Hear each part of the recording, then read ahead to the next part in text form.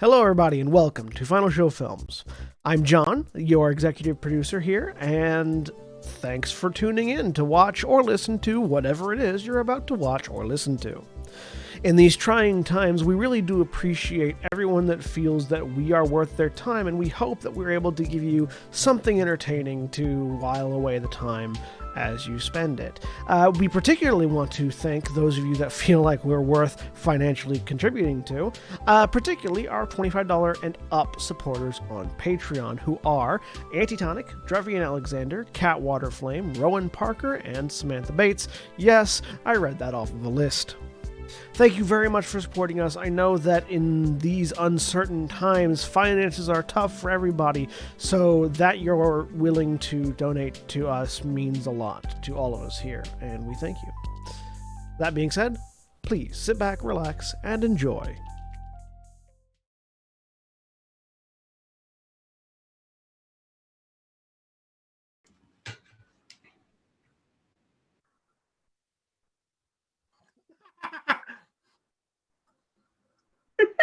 Right off the bat.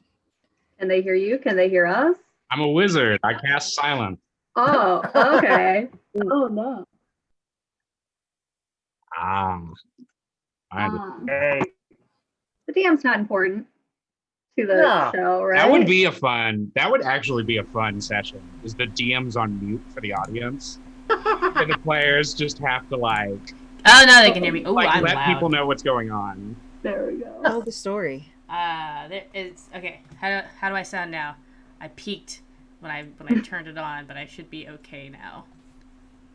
Sweet. I retract my silence. Okay. You broke your concentration. I'm a wizard. I'm a wizard, Harry. I'm a wizard, and I'm Harry. Excellent. All right. Welcome to Biweekly One Shots. No. Bi-weekly one shots. We are Weak buys are shooting people. We are doing an amazing job. Wow. Great. Awesome. Hi, welcome to this amazing two-parter Halloween special bi-weekly one-shot with returning cast, The Family Circus. Unfortunately, Julia cannot be here today, so Scarlett is off trick-or-treating somewhere while the rest of the family investigates what is potentially a normal, very safe, completely HOSA-regulated circus, and nothing bad is going to happen. But let us meet our intrepid returning adventurers, starting again with Caleb. Hello, my name is Caleb Pendleton, and tonight I will be playing Chortle, the copper dragonborn trash dad, a paladin of the big joke, who just likes to have a big time and just keeps track of all of his stabby daughters. Multiple stab daughters. Oh, and more than one stab. More than one. Multiple stabs, multiple daughters. Love to see it. And Megan? I am Megan. I'm playing Kivrin, your favorite teenage rogue warlock bard, and very multi-talented, little, very, very stabby. Wow. She stabs. So much Pretty stabbing. well. So much stabbing. Jess? Well, hi there. I'm playing Percy Fairwood. Yes, she is a cleric of Timora and a little bit of a rogue and a little bit of a bard. And Amanda. I'm Amanda. I'll be playing Eloza, dragonborn thief turned to a life of crime. I can't get over the how Aloza looks. It's just great. Oh, I've got a drinking problem.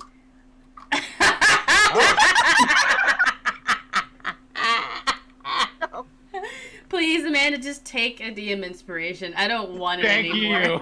you. So did Oh Eloza my move God. from a life of crime to a life of rhyme? Sure. Oh my god. I waterboarded myself. Please don't. And Julia, our Scarlet, is unfortunately not able to make it because of medical reasons, but we hope she gets better and can join us for the second part of this, which will be up next Monday. But tonight, our family, the found family that they are, is going to a circus. It's a cool, crisp, All Hallow Eve's night. We see everybody walking towards a large tent that you all have received an invitation to, Madame Giro's Amphitheater of Ambiguity. Why you've received this invitation, it's a little unclear. Do they want you to perform there? Do they just want you to come and enjoy yourselves? Not really sure, but you have received these invitations, and you are all making your way into the large archway, and you can see the lights and loud music, and there are already people here running to the various attractions you see before you. There is a large carousel in one area, a dunk tank in another, a large row of booths for playing a variety of games to win prizes. And at the center of it all, the crown jewel is the large tent, the Amphitheater of Ambiguity, and you see a long line of people making their way into that tent. And as you all enter in, and as you are kind of deciding where you want to go, let us meet our actually don't know if you already did your character introduction. I know I heard them, but I was also like looking at various things. Maybe it just went through one ear and out the other. I think you were kind of. You heard the most important part. I did hear the most important part. What I want you all to do is reintroduce your characters, and if they are wearing a costume, describe the costume that they are wearing, and tell us what their favorite All Hallows Eve tradition is, or this time of the year tradition is. We're gonna go in the opposite direction, starting with Aloza. Aloza. Oh, those is wearing like a ninja costume. Because of course. Who would notice a ninja thief? No one notices the ninja thief. Favorite thing about New Hallows Eve? Probably tricking people. Tricking people. Yeah, tricking. Being very tricksy. The floor away. Kevern. So Kivern is wearing a classic little witch's outfit, cute little black dress, black hat, boots, and all that. Aww. And she's also on the tricksy side of things. She likes, running around pulling pranks on everyone. And so, yeah, that's what Aloza and her are probably up to. Is have plans to do. Being playing pranks on people. Percy? Well, Percy is dressed up as her favorite, most inspirational dragonborn, Chortle. She's got cardboard armor that she's painted silver. She's got her mask on. It's kind of coppery, kind of green. And she is like got a trash can lid. She's very excited. I would say definitely the candy is her favorite part. She's a halfling. She loves to eat. So yeah, candy. Pies and snacks and all sorts of sweet things. Delicious. Just like Percy. Chortle. What is Chortle dressed up as? You might think that Chortle is dressed up as Oscar the Grouch, given the overflowing green green plants that occasionally he just makes come out of his literal trash can suit, which he's still wearing. But he is quick to correct you that no, look up here. My lid is a wizard hat. That's right, I'm a wizard. And makes no further explanation of that if pushed. He's like, I'm a wizard. This is all it takes. But his favorite part of All Hallows Eve is definitely just pumpkins. Just loves those gourds. They remind him of himself. Both in color, shape, and attitude. And he makes a good candied pumpkin seed, hot pepper candy. Oh, that sounds I'll tell you delicious. about the hot pepper. Recipe, Keep please. on with those adjectives. Just keep adding on top of it. All right. A variety of different things that you all enjoy. Scarlett is obviously very into the candy as well, and in fact, as you all enter in, there is a slew of smaller children kind of making their way into like a trick-or-treat corn maze, and she kind of gets swept up in that. So she goes off she's like, I'll be safe, I promise, I'll be back, and she pulls out a dagger and she goes in with the other kids. Be safe, I promise. I'll be safe, I promise. So I believe Scarlett is also a halfling, if I remember that. No, she's either a halfling or a half elf. No, she's a human. Or she's a human? She's very short. She's just a taller kid. She's my girl. So she is going off to Directly in the middle. right in the middle of this gaggle of children to go trick or treating. You'll be fine. Look, if you're short enough, you can go trick or treating as long as you can convince people that you are a child. I unfortunately got hit with it real hard as like a 14-year-old, so trick or treating pretty much was out for me by that time. So it's okay. Just can't fool people when you got. You just can't. Anyway. You just gotta bring a child with you. Yeah. Barely gotten or not.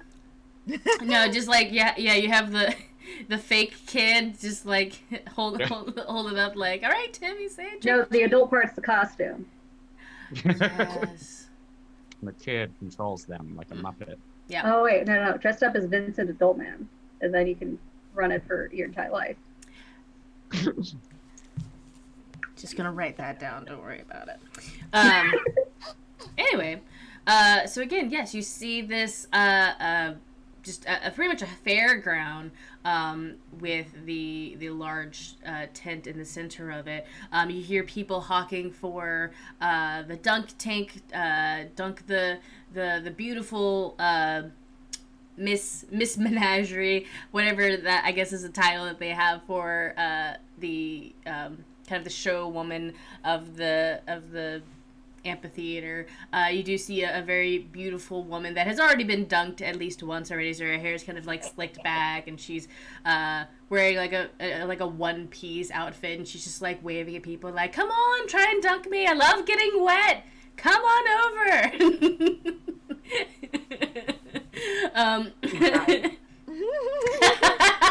What's going on inside that trash can, Dan? You just hear a cling. I was playing Thirsty. I'm gonna go stand in the field, girls. I'll be right over there. All right, I'm gonna go get that lady wet, Dad. Be right back. Yeah, he just turns around and stares into the crop fields that are invariably on the edges of this.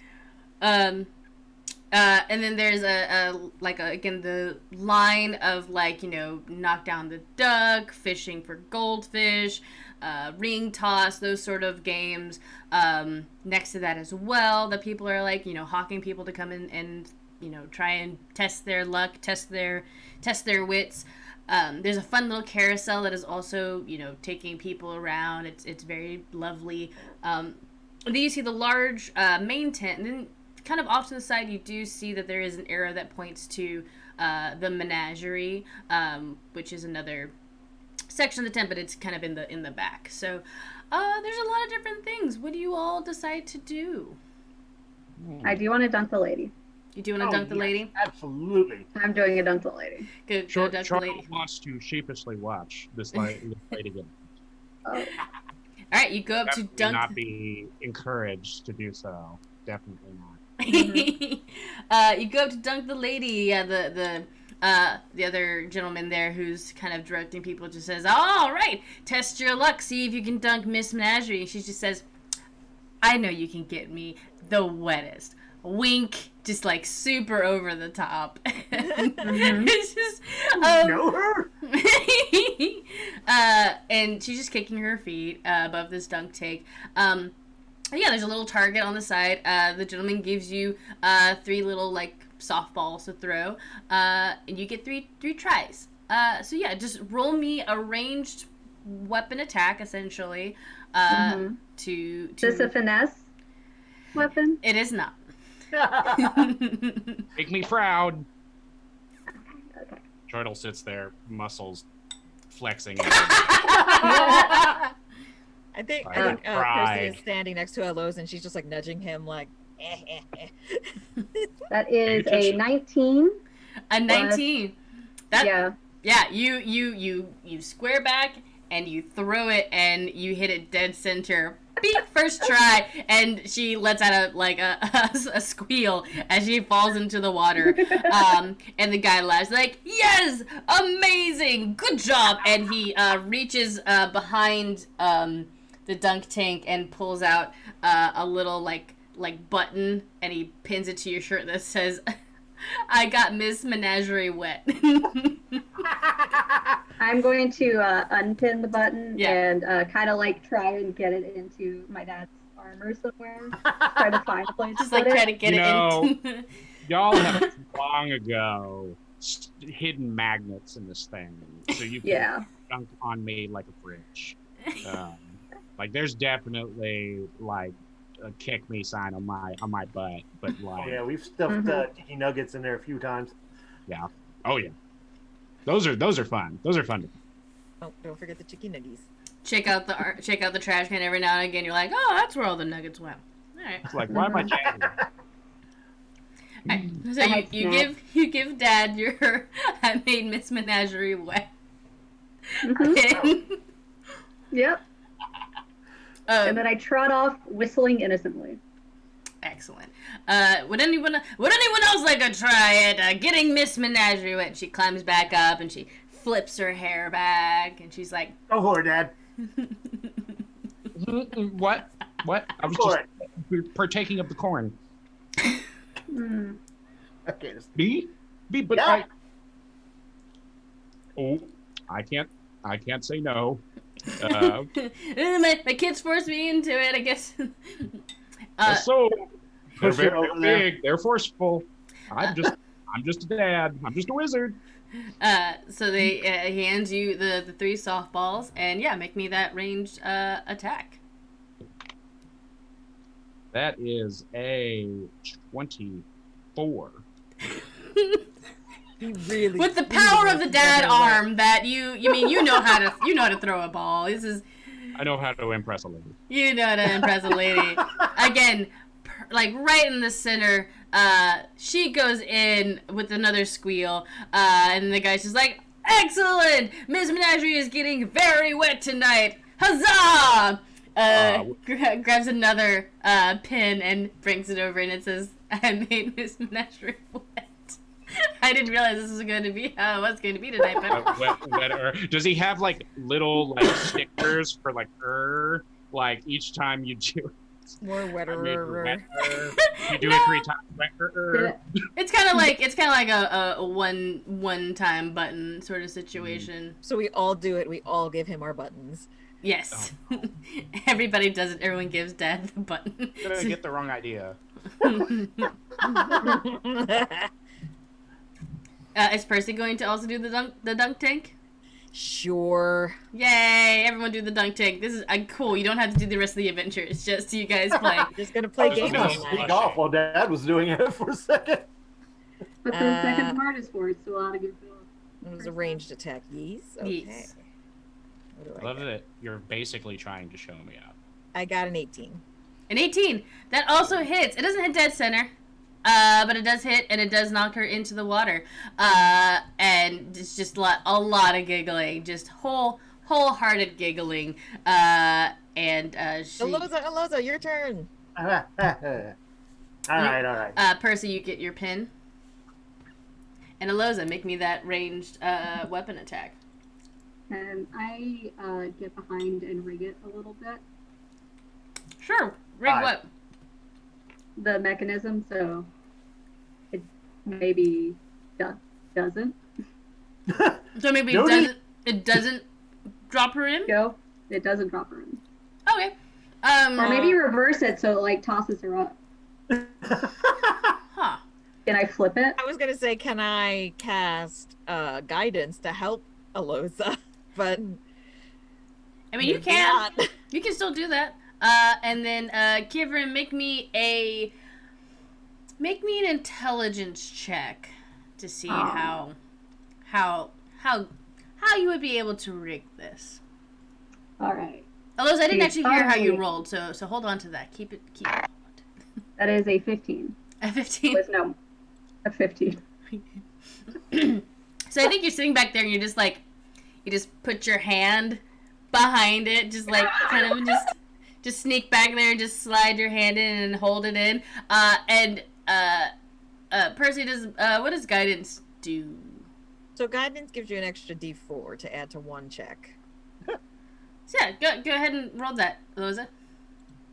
Add it to your 5. That's a 7 total. All right, yeah. You, Kivrin, you have your hand back there. Percy, like, you can do it. And Aloza, you're colorblind, which does, I think, in some way affect your ability to focus on this weirdly gray-white ringed target. You also only have one eye. So I think you just... Yeah, that had more to do with it. It's hard. So you throw the ball, and it glances off the top, but it does not dunk the lady in, and everyone's like, oh, no. But you have 2 more tries. Oh, goody. Yeah. Let's see here. Oh, wow, that's a 7. Getting better. Roll a D4. What's your guidance again? It's a cantrip. That's 10. A 10. A 10. Kevin, you can feel the ball this time, like, smack into the dunk tank target. But with your hand still there, it doesn't knock her over. And everyone's like, no, one more. I'm rearing back this time. Yeah. Could Dad, definitely not to get, a different angle on, this whole situation. Definitely try and perceive that there's some shenanigans going on between his daughters and that he wants them all to succeed. Roll me perception. Yeah. Woo! There we go. That's going to be perception. 20. 24. 24. Yep. Can I stealth? Can I contest that? Or no? I don't think there's much of a chance I'll get it, but... Would be like, Yeah, roll me a stealth check. Actually, roll me a stealth check, but it is a disadvantage because you either you're stealthing away and you're not going to put your hand there, or you're trying to keep your hand there and not be seen, which gives you. I just kind of angle my body so that I'm not. I'm proud of you for trying that. That's a stick. I'm proud of you. But also, my plan was to sort of pull it anyway, no matter what. But just kind of grab it and force it anyway. I gotta get somewhere close. Your dad might be a wizard, but he doesn't see that. He doesn't think that far ahead. Yeah. So do I lock eyes? So I lock eyes with Tortle, and I give him a cheeky grin, and kind of thumbs up. And You kids. Be like you. Wow, I can do that a lot better than I realized. Wow, that was. This is a dark power. You The abuse dad it. within you grows. Aloza, what did you roll for the third hit? 10. A 10? Okay. A 10. Yeah, I'm gonna yank it. Okay. So you throw the 10. You're like, I'm gonna get it this time. You might feel like you don't put as much emphasis on it. And you just watch as the softball just taps the target and weirdly Aloza, there are some things you can't see and some things you can't. You can definitely tell that the target definitely moved a millisecond after the ball hit. I know exactly who that is. Yeah. Boop. I would have done it. But the target is moved back, and Miss Menagerie falls into the dunk tank, and everyone cheers and yes! And she comes and she jumps out. She's like, "That was amazing!" And you get your pin as well. as the cheers kind of come down and Miss Menagerie kind of like flips her hair back, there is a loud booming voice that comes from the entrance of the main tent. Madame Giro's Amphitheater of Ambiguity will be having its Grand Menagerie Showcase in 5 minutes. If you wish to see the odd and strange and exemplary, please come and take a seat before the circus doors are closed for other admittance. And there's like this like ominous sort of sound to the crier's voice. And you see Miss Menagerie in the tent in the dunk tank is like, oh, I gotta go. And the gentleman helps her out, and you can see the woman a little bit clearer now, and you can actually tell. Like everyone, actually give me a perception check as she comes out of the tent. Oh, Does Chortle is Chortle going to be a disadvantage? Oh yeah. which is to say, I think if he fails, he just stares like this. Incredible. That's You're a at 22. 22? 3. I'm watching Dad stare like Yeah. that. Oh, 10. I'm trying to grab the buttons as we're leaving. I'm trying to grab more buttons. Yeah, you grab a on handful. Dad. You grab 5 more. So I'm distracted. 6? Yeah. So, Percy, you're the only one that notices, as she walks towards, she actually walks towards the back of the tent, back where the menagerie arrow is pointing. She has scales on her legs. Ooh. Yeah. A green and blue scales that are going up from her feet up to, about knee, and then her like water costume kind of stops you from seeing any more than that. I'm gonna put the pins on Dad's back, and like 2 at the bottom, and then like 3 going up. Nice. I don't see. I am completely Too distracted. Too distracted. Dad, are you okay? Uh-huh.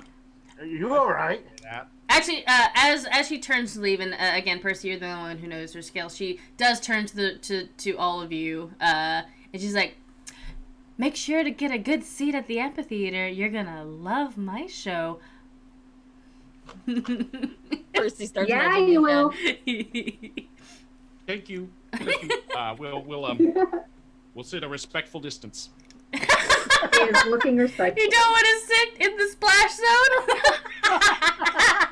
Can't see I anything said from back there. respectful. Sometimes respectful is close. That's a lesson. That's a lesson for you all.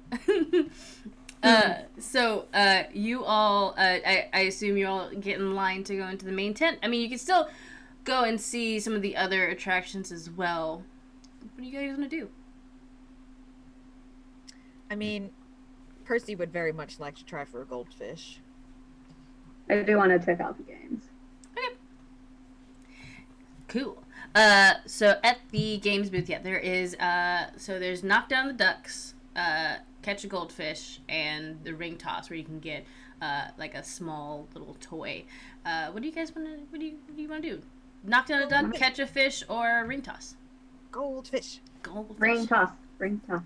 Alright, Percy, you go to get a goldfish. So it's essentially it's one of those like ball toss games where you toss a ball into into a cup, and if you get 3 balls into 1 cup, you get the goldfish. Ooh. Yeah. So another ranged weapon attack for me as you very gingerly like try to LeBron these balls into a jar. I got a 23. A 23. That's 1. That's 1. Dang. 2 more. How many balls do I get? You have 3. I have 3, so I have to get all 3 of them. That sounds about right. No pressure. No pressure. No pressure. No pressure. Fisher. No beans. 18? 18. Second one in there. All right. 27 on a nat 20. Yay!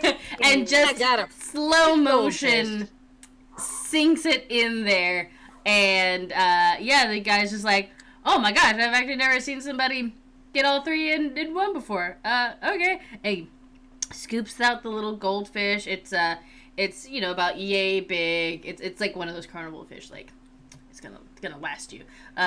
It's a mixture of gold and yellow kind of scaling kind of mixed down it, and he hands you the bag that has the little fish inside of it. All that practicing of doing free throws into my armor finally paid off. Thanks, Dad. You're the best. Yeah. Now I got a fish son or daughter. I don't. Fish have parts. Sure. Yeah, they do, but I'm not going to be the one to check. I haven't checked myself, so. Anyway, yeah. Percy, you have a goldfish. I got a goldfish. You get a goldfish. Kieran, you're gonna do the ring toss. Yes, I am. Excellent. This is another one where you get 3 rings and you're tossing them on there. The guy right. explains it. Get 1 ring, get a small prize. Get 2 rings, get a medium prize. Get all 3 rings, you cool. get a big prize. Big prize, big prize. Yeah, I want a big prize. Yeah, okay, let's go. Do it. I believe in you. I was like, how can I rig this? How can I rig this? That's the best. They're all rigged. What are you talking about? So that's a 25. Yep, you get that first ring on the bottleneck. Boom, done and easy. That is a 9. 9. Mm, A 9 is gonna miss. 9 is I'm gonna get a little grumpy about it. Mm. And the second 9. Oh. Oh no! Mm. Kieran, you only get the 1 ring on the bottle tops, so you only get a little prize. So he comes over. He comes over and he hands you like one of those little oh, what are they called? The little ball cup game thing. Oh yeah. But it's like Ball in a it's cup. like it's very Ball in a cup. Ball in a cup. Yeah, it's very small, but yeah, he gives you that. Yay! Thanks. You got a ball in a cup. What is the big prize? Let's display it for the big prize. So the smallest prizes are like these little small little knickknacks. You also could have won candy. There's the medium prizes are like bigger wooden toys, like a wooden duck or like a small little doll. And the large prizes, actually the grand prize, since apparently nobody's won it yet, is what looks to be like a neckerchief. Like a sparkly, silvery neckerchief. Yeah, I want it. I'm gonna go for round 2. Round 2? All right. Gonna kind of stick the ball and cup into a joint in Dad's armor. And gotta Hold that. Yep. I'm backboarding. Mhm. We have like four. No, we have a basketball team at Scarlet's here. Yeah. So we have 17, A 17, that'll get the first ring on. 19, 19, second ring. 23. Sorry, what? 23. Oh, 23, yeah. You're like, no, I'm going to win the big prize. So you dunk 1, 2, 3, like very focused, laser focused onto the bottlenecks. And the guy's just like, we have a winner! Oh my gosh, yeah, no one's won the big prize yet. Here you go, a shiny, pretty neckerchief, and he hands that to you. It's a beautiful silver. Is Turtle a copper dragon or a silver dragon? Copper. Copper. Doesn't match his scales, but it does match his armor. It does match his trash can. Well, I'm gonna braid it in my hair. Yeah. Aw. Oh, Goes cute. good with your eyes and my armor. So here's the thing: you kind of unfold it to begin to like braid it into your hair. You unfold it once, and then you see that there's another fold. You unfold it again. You unfold it again. You unfold it again. You And I keep make unfolding. a wrap dress out of it instead. Well, you could make a wrap dress out of it, or you watch as you open it up, and it is now the size of like a bed sheet. Oh, put it Oh, over yeah. me. I'll be a ghost. You want a flag? Cool. Oh, I'm gonna wear a toga. Hmm. Wrapping it. I don't. I was going to say this sounds like an artifact. Oh, Wow. Were we bringing scarves? I didn't get that memo. Neither did I. This is a literal bed sheet. My bed's right there. I can ship it. Need be. It'll be a very tigery ghost. Ooh. But yeah, you have a bed sheet, silvery cloth that you can fold back up into the tiny little handkerchief if you like. Mm-hmm. Yeah.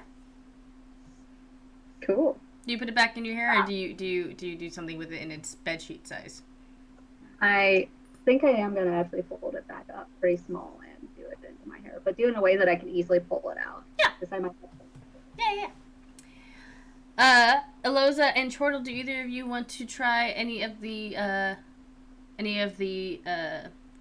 games over here, or We got. Probably knock the ducks down. the knock the ducks is the last game that's available here. Yeah, Unless anyone wants to win another goldfish or win other prizes. Goldfish. Scarf's already gone. I'll see how. Well, actually, so the scarf goes away, and you watch the guy kind of like rummage through a small chest, and then he puts up this like what looks to be like a beautiful tiara. Just Ooh. Yeah. he's like, Would it look good on a wet woman? Find out that. Anything looks good on a wet woman. anything or nothing. I certainly don't know what you mean. Can I? While he is doing his game, can I use prestidigitation to like write the button's phrase over his back? I use prestidigitation to do that. You can totally do that. you Eloza, you are knocking down some ducks. So very much like every other game, you get three little like darts to throw at these like moving duck signs. Knock down one duck, you get a small prize. Knock down two ducks, get a medium prize. Knock down three ducks, get a big prize. The big prize for this one looks to be a actually looks like a duck, like a little onyx little duck. It's all I got was a fish, and I had to get all three. All right, let's see. You don't know what's going on with that fish. 18. 18? Yes. That's one duck down. Awesome. 11. 11. 11 misses. Ah. Oh. No. 12. 12. 12 also misses. So you get the one duck down, and it's awesome, it's great, and then the other two just either hit the duck and don't knock it over, or you just fall a little short. And they hand you a small piece of caramel candy. Oh. I almost wish you had a small food object to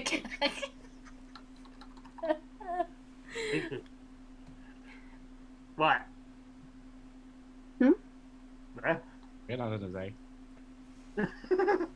Alright, any more games, or what are you guys Can gonna I head to the win main? that tiara? Sure. This is the ring toss game, so let's see how you do there.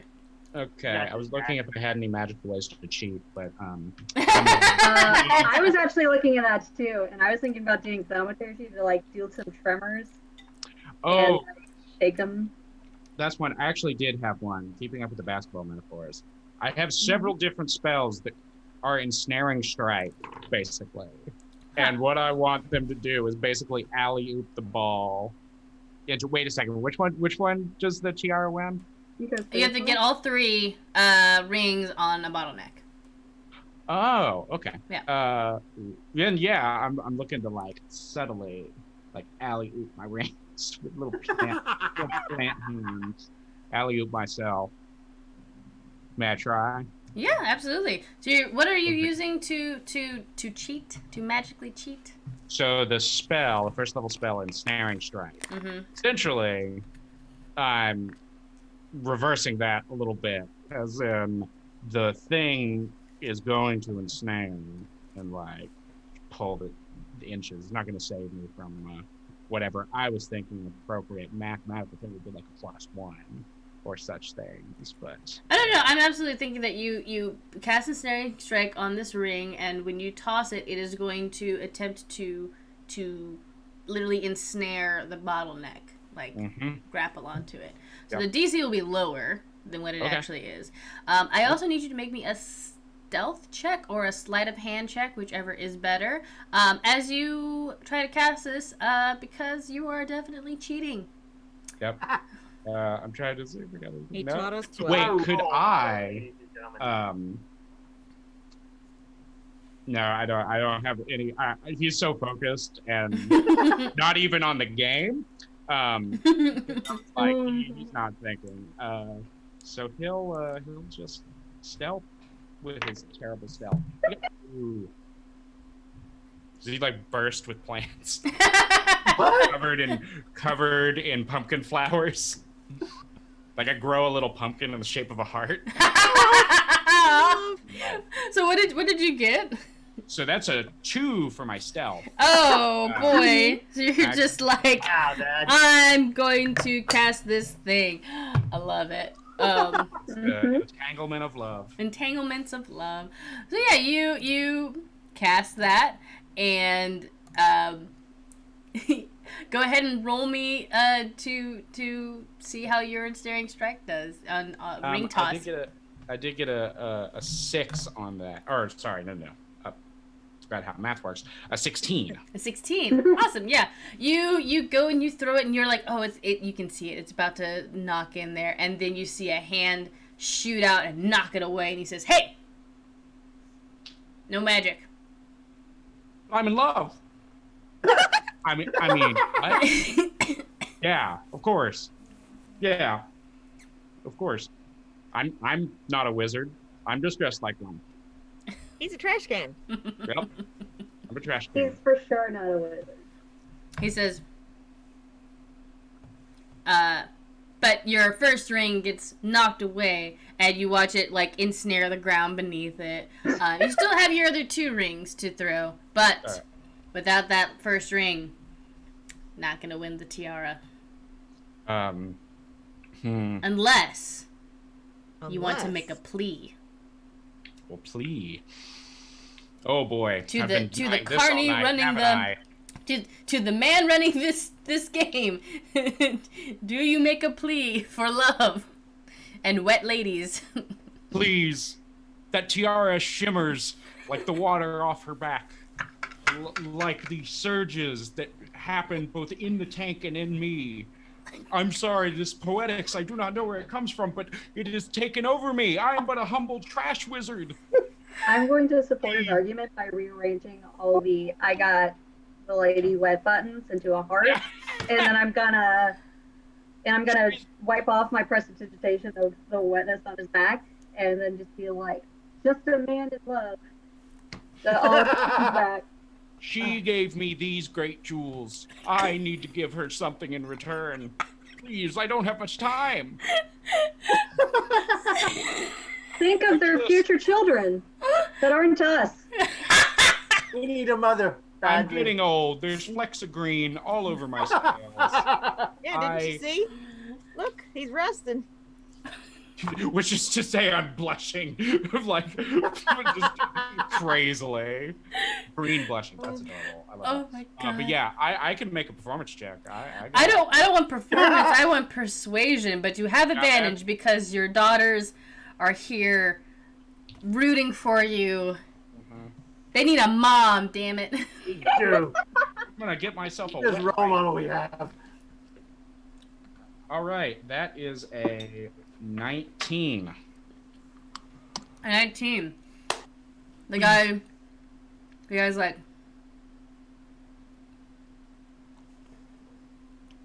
you got 10 gold? Yes. Might be their college fund, but yes. Wait, what? He's I think all of them Okay, have already Dad. been to college. Any of you want to go to a bard school again? No? Good. I already I didn't have graduated. college. I didn't do a lot of crime. And I'm so proud of you. The School of Hard Knocks is much cheaper. He slides off the tiara. He slides it over to you. You slide him the 10 gold, and he says, Good. Wow, we've never had anyone win a second time the large prize. He just kind of makes a waving motion to you. Yep, that's our family. It's a very pretty tiara. It's a very simple kind of brass band that goes all the way around the side. There's some interlocking chains in the front, and then one very large blue gemstone sitting in the center of it. It's like her eyes. I mean, I am seeing that the show's about to start. Mm-hmm. Yeah, why don't we go? Oh my god, this is the best. I love it. Okay. Yes, so you all make your way excitedly to the main tent, and as you enter, the tent door is actually shut behind you, and you do hear like the sound of like a thud of something being placed in front of them, and the gentleman kind of who is obviously the barker turns to you and says, don't mind that. You will be allowed outside after the show has concluded. Some of the oddities might try to escape, so we like to take precautions. But don't worry, your lives are completely and totally in caring hands. Yeah, my dad's here. That's true. We got Dad. That is ominous though. And also, how do a tent have a door? I was thinking about that earlier. Isn't it just a flap? This tent has a door. Well, that is more ominous than all of what you just said. I use the geometry sheet to close to slam the door to add to the Ooh. Okay, let's go face our fears, everybody. So you can see that, yes, very much like a usual circus tent. The inside is just the seats are all circling around, stopping at two entrances. One, the one that you just came through, and a second one on the opposite side. And in the center is a very large ring with two large poles kind of sticking out from it that you can see like a ladder leading up to a tightrope essentially at the top. And there's also a small box at the very center of it with one single spotlight kind of pointing down on it. It's pretty packed in here, but you all see that there are 4 seats that can fit your entire family plus trash can on the first row. Unless you would rather sit somewhere else. Oh no, I want first row experience. First row, come on, Dad, let's go. Well, this would be respectful. Wow. Right. Suddenly the light dims a little, and almost like a wind whips through the tent. A fog kind of slowly rolls in. Then suddenly the light goes out, and then immediately comes back on, and standing on the box is a elderly woman, probably in her late 70s. A very pointed featured face, but you can see the very graceful wrinkles of age on her. She does have like a little bit of a sharp nose and chin. She's wearing a very sparkly red dress with a large boa kind of wrapped around her. She has a short, like 1920s bob cut, and she looks out at the audience. She says, "Welcome to my amphitheater. I am Madame Giros, and this is tonight's show. I must warn you, the creatures and the beings that you are about to see this evening, some of them are docile and beautiful, while others are ferocious and terrible. We ask that you remain in your seats at all times, and do not try to encourage them to come towards you. You might come out with less than you walked in with. But please, enjoy and marvel at Madame Giro's ambiguities." And the almost like a flash of light, she's suddenly gone, but the doors at the other end of the tent burst open, And running in are a variety of people wearing beautiful, bright colored costumes, bringing in a couple of beasts. So you see like a small pig, and then you see a lion, then you see a dog on a ball. This is like very much like the beginning sort of introductory act. There's music playing as they go into the center ring, and they do a small performance for everybody, jumping through a couple of hoops, dogs doing tricks on the balls, the pig standing on top of a lion at one point, which was very terrifying. You all thought the pig was probably going to get eaten, but it didn't. And this is very, very, exciting and great. And eventually, walking forward, you see 4 beautiful peacocks with their plumage spread open and acting almost like a fan/curtain, which your eyes are kind of watching that, very much the stagecraft. Your eyes watch that, and you don't realize that everybody else has begun to funnel away, and you hear Madame Giro's voice. From a land unlike our own, meet the woman that can contort her body in a way that none have seen before, some that you'll never see before. Don't blink. And the peacock tails fall down, and it's not Miss Menagerie, it's a different woman. It is a tabaxi woman with luxurious white fur and a very cute little pink outfit that really only covers the top and the bottom half of her.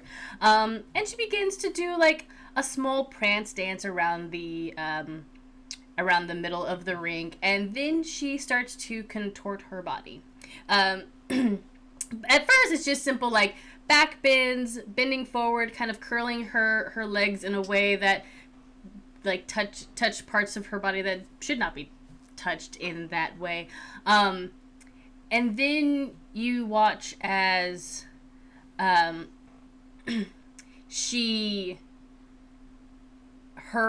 hands and her feet extend and twist in a way that looks very uncomfortable. Maybe not on her face, but to the rest of you, this looks like torture if this were done to any one of you. It almost seems to defy human physics. But she immediately spins out of it and throws her hands in the air and bows to the crowd. And she scampers off of the main stage, and the lights begin to dim again.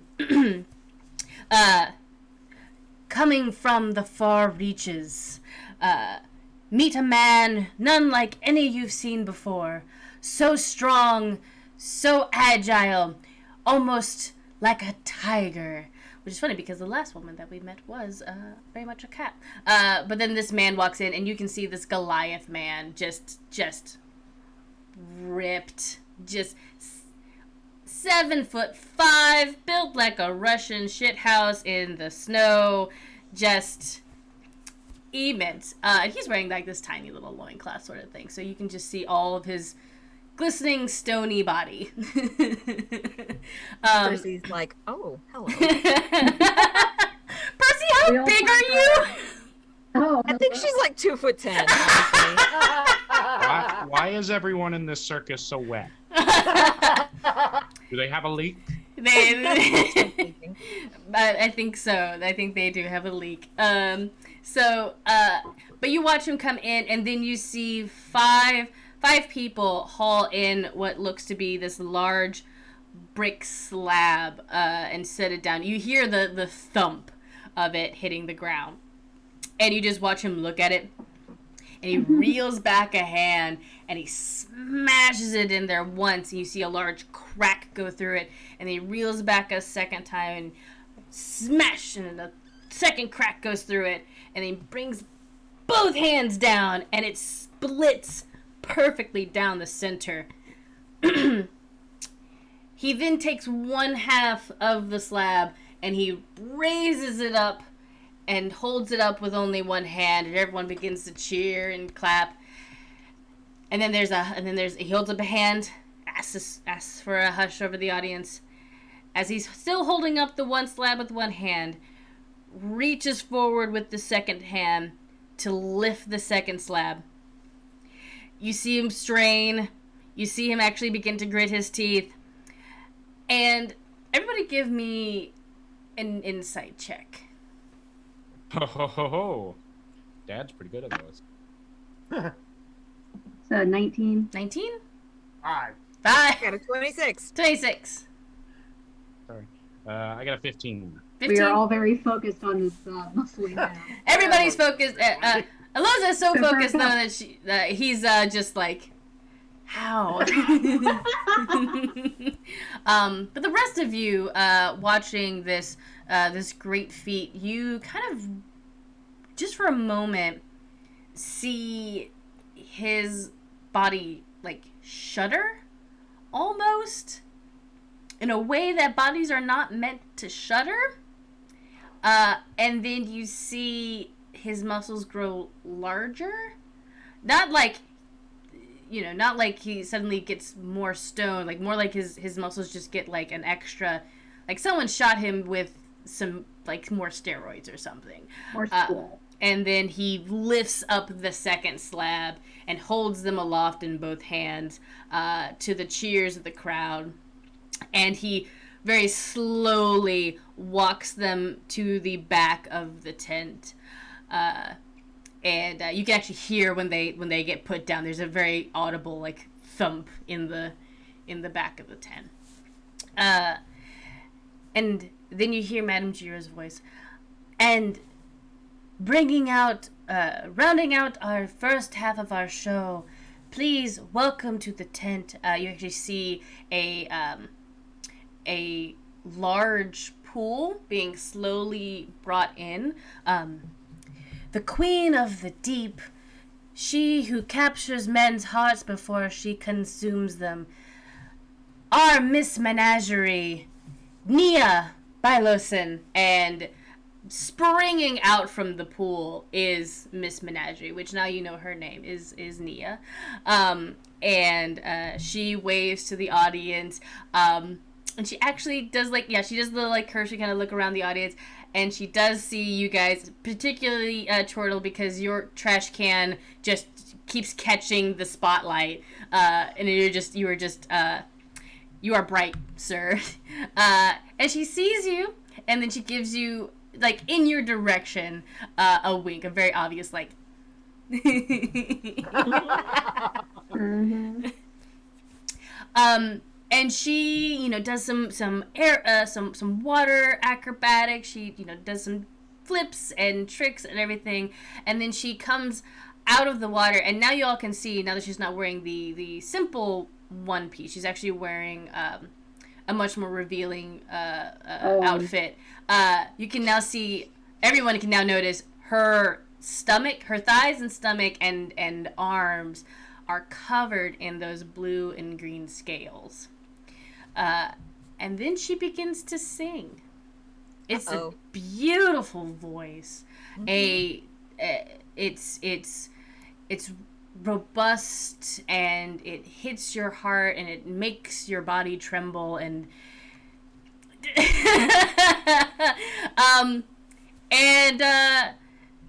so Percy, are you holding your goldfish? Yeah. It's like in her lap. Yeah, your goldfish is like swimming around. Like before, it was just kind of like chilling out, but now it's just like it is going. You okay in there? Chortle. Make me a wisdom saving throw. Ooh. I'm definitely. That's a 22. Paladin. I am looking respectfully. You are looking respectfully. She does turn to look at you, Chortle, as kind of the song begins to taper out. And you feel like she is definitely looking at you. Before, it was just kind of like she's indicating to like the audience in your direction, but no, the Chortle now, she is absolutely looking directly at you. And as her song finishes, she goes back into the pool, and that gets pushed out, and Madame Giro appears, and she says, "We are now taking a brief intermission, 30 minutes while we prepare for the final act. Please, if you need to use the facilities or wish to go and visit the menagerie where many of these beings are being held, you are more than welcome to. But again, keep your hands to yourself." And the house lights come up, and everyone begins to make their way to go and refresh themselves. What do you guys do? Chortle stands right up and runs out with urgency. No one's really sure why. His armor is clanking a whole lot. It's all those magnets and badges. Yeah, definitely. It's that. And his player's going to take that as an excuse to go pee because he really needs to. Yeah, absolutely. I mean, if you like, we can actually go ahead and take this time to take a real break, if you guys want to. Like everybody else in this one shot, go refresh yourself, go use the restroom.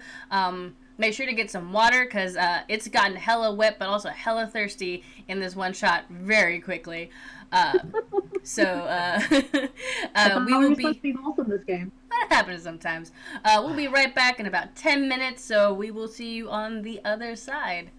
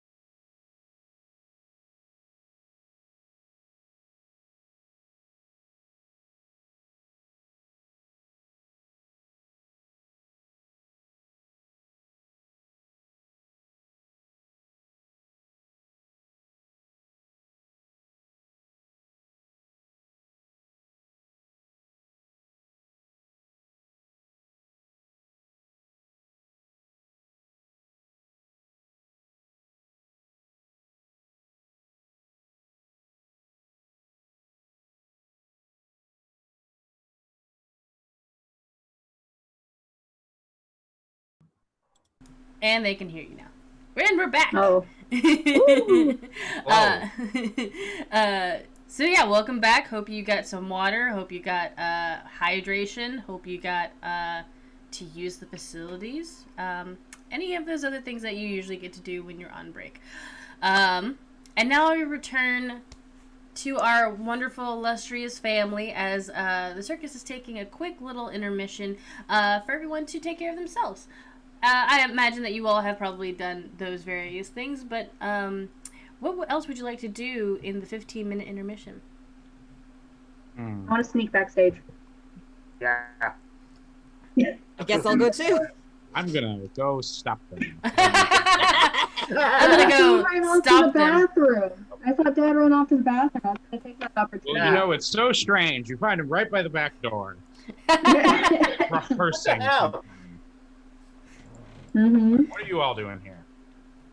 Just exploring, going to the menagerie. Heck yeah. Yeah, I'll put in a good word for you. Yeah.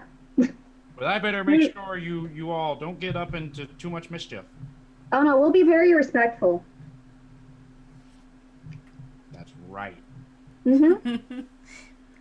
And she's gonna kind of sidle past him and Okay, that's enough about that.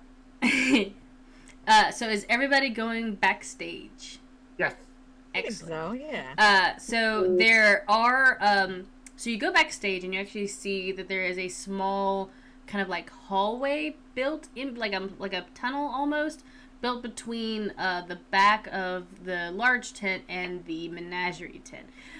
So there are 4 doors. The one that you were walking out of, for the main tent, there are 2 doors on either side, on the left and the right, and those are closed.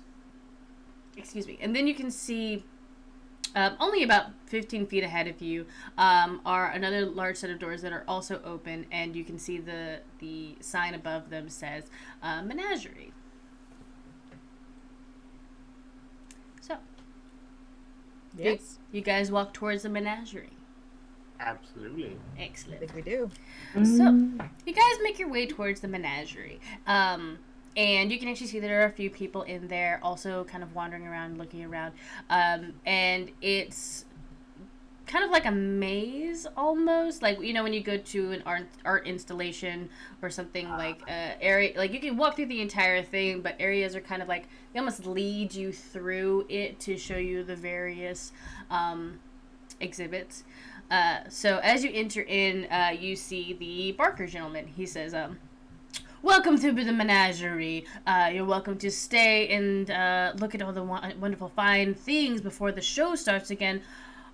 But I warn you, if you wish to see the rest of the show, you should probably get out before the doors close. And then he leads you all in, and sure enough, you the first thing you immediately see is the strong man. He's got like 4 kids on his arms, and he's just lifting them up. Just I'm gonna look at my own dad. He is not catching your eye. You can find a lot of. Gotta pick You'll us all find a up. lot of Come that. on. Come on. What? Sorry. Did you say something? We are. She gestures to the. You think you could do that? Yeah. Yeah. Yes. All right. So so Trash Can Dad, you put out your arms and your daughters and Aloza. I imagine Scarlett actually joins you at this point, but you know she's. I'm not going to rule for her nor make her choices, but I think Scarlett would also grab your arm so Chortle, you are lifting two kids on both arms, one on your right, one on your left. Well, technically 3 if you count the goldfish. Well, And I do. Yeah. Did you roll me in athletics? Guess what? I don't have proficiency in that. Oh no! no. Dad gets a little distracted and forgets his good curling technique and rolls a 6. Oh no. Dad, you Why? try to lift up your kids, but it has been a minute since you've had to one lift even like one of them by yourself, but let alone 4 at once. I'm gonna say you throw out your back. Right. It's Why are my not legs terrible. on? It's just like a twinge. You're like, oh. Sitting very. He looks like he's puffing out his chest now. like it looks like it's like machismoing about. I also need you, Dad, to go ahead and roll me a. Are you trying to hide the fact that happened? Could he instead just roll it into like, this is what I want to be doing. Like, this is what I planned all along. Dad. Sure, roll me a deception check. Right. That's an 18. An Better at 18. that. They're lying. The large Goliath man looks at you and watches that all happen and just kind of gives like a what can you do sort of thing as the 4 kids leave his arms and 4 more climb on as he begins doing that again. So good. From one muscle wizard to another. One muscle wizard to the other. I love it. Okay. So you go past the muscular Goliath, and you actually see a young man, probably. Oh, sorry. Sorry, no, I was gonna say Percy would also like to check out this Goliath, not just to check him out, but also because she wants to do like a little bit of investigating on what happened to him while he was lifting. Investigate. Respect. Now, do you just look? Are you just looking at him, or do you actually talk to him? Yeah, I guess you'll go up and talk to him. Do you wait for your turn to grab onto his bicep as he pulls you up? Yeah. Yeah, she gets in line. So yeah, you get curled up and up. So it was really nice. Always how fun. So what all do you say, Percy? Hey, I saw you lifting them rocks out there. That was real impressive. Seemed like you had a lot of trouble with the second one though. He kind of glances down at you and just says, I do this for a living, but sometimes the muscle strain also, sometimes you get performance anxiety. I can say that word while also doing an accent at the same time. But as you can tell, I am quite strong, and I am able to lift many great things. Oh yeah, no, there's no doubting that you're plenty strong. I just, I was actually a little worried. I thought you might hurt yourself. I'd hate to see you hurt yourself. Go ahead and roll me another insight check, Percy. Now that you're much closer to him and can see his facial expressions mostly, but his whole steez. That is a 30. Wow. Wow. I rolled a 19 plus 11. Wow. That's amazing. I love it. You see very clearly when you kind of really push the it looked like you were having a problem. His mouth kind of tightens. Like he's trying to think of how best to say this. And also just kind of like in an irritating sort of way. I'm fine. You should enjoy the rest of the show. And don't concern yourself about what goes on backstage. And he puts all of you down, and the next row of kids come running up, and he continues to do this. Yes, Kieran? Right. I lock eyes with the Lowe's and kind of jerk my head towards the actual, the doors we passed by on the way to the menagerie.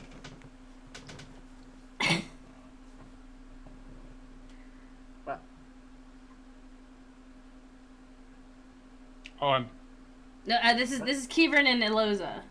Yeah, you jerk, you nod towards the doors and what? Yeah, do you want... Let's go.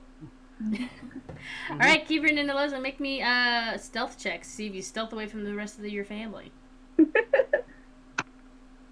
A Uh, 17 plus a 4. Nice. 21. Nice. Yeah. Dirty 20. Nice. Yeah, you both easily. This is not the first time you've lost your family. This will not be the last time. As you very adeptly just sneak away. Yoink. Yoink. So we'll get to you two in just a moment. Percy, do you join back up with Dad? I think she kind of waits a little bit. She's kind of like, I'm sure there's like, you know, like the red velvet rope or whatever, you know, to line up to get on him. So I think she's kind of like sticking around on the other side of it, kind of just watching him for a little bit. But I think she's going to turn around and notice that the other two are gone and not be concerned. I feel like they do this enough that she's just kind of like, well, all right, there they go. And I'm surprised they still lasted this long. yeah, right. All right, well, wait, they Chortle.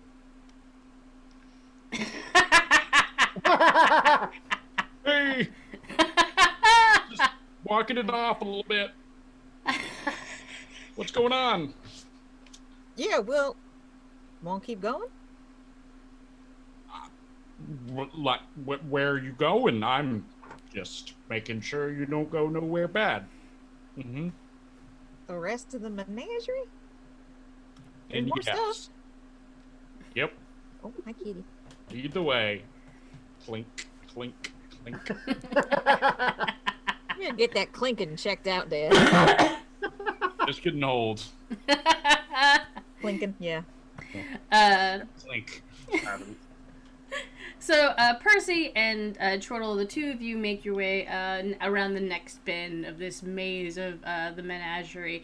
And eventually you run into the cat contortionist.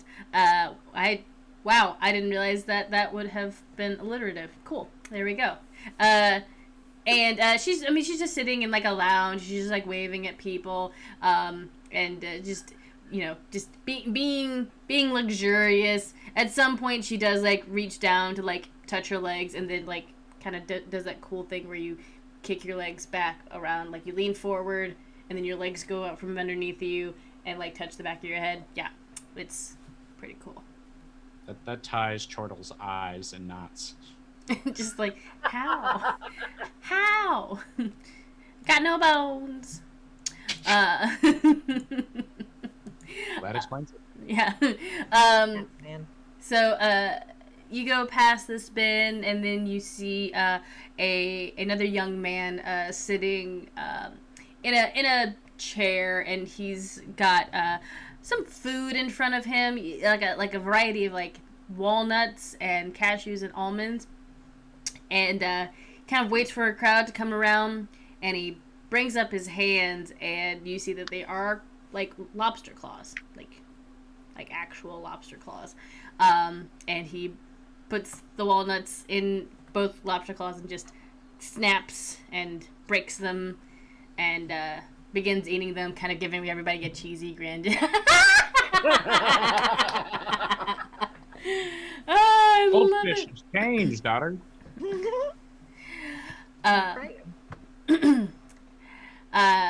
And as you turn away from the lobster man, the next bin you see a young woman, you know, pretty dark hair, kind of unassuming features.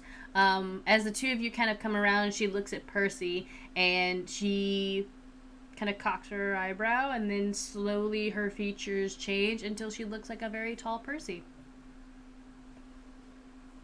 What is very tall in this instance? Because any Percy above like 3 feet would be pretty tall. She's about like 5'5".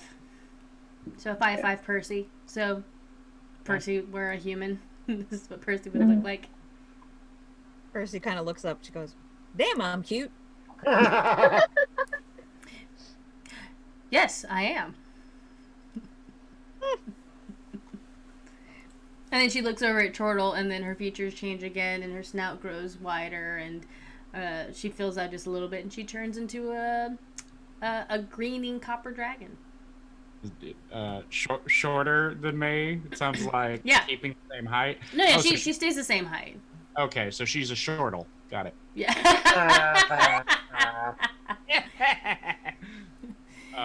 Hello. But You're looking good tonight. Oh, I know. I look amazing. Really? Mm-hmm.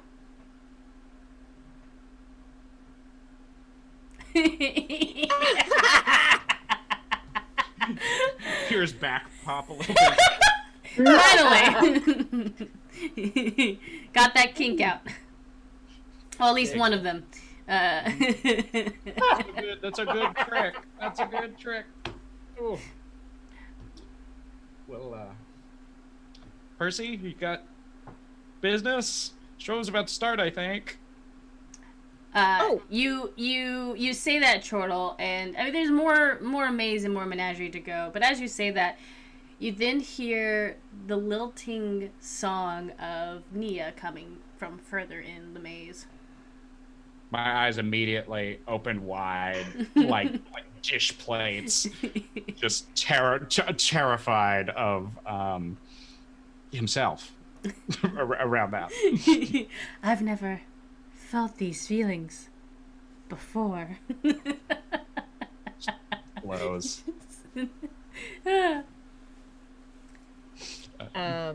You sure you're ready to go? I'm following you. He says, like, back to wherever that singing is coming from. Probably just like staring at a wall. Mm-hmm. No, well, why don't we go one more? Come on. One more won't kill you. I'm so concerned for your camera. Very far away. Yeah. Oh, okay. Good. Great. Mostly. Alright, so Percy, you lead Chortle towards the singing. And as you make your way around the bend, we snap cut to Eloza and Kivrin. So you guys decided to hightail it out of the menagerie to go back to the tunnel to investigate the two other doors that are on the tunnel.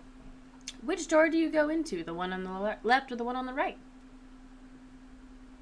Eloza, do you want to take one? I'll take the other. Sure. I'm gonna. I'll take that. Eloza's taking the left one, so is Kivrin taking the right? Yep. Excellent.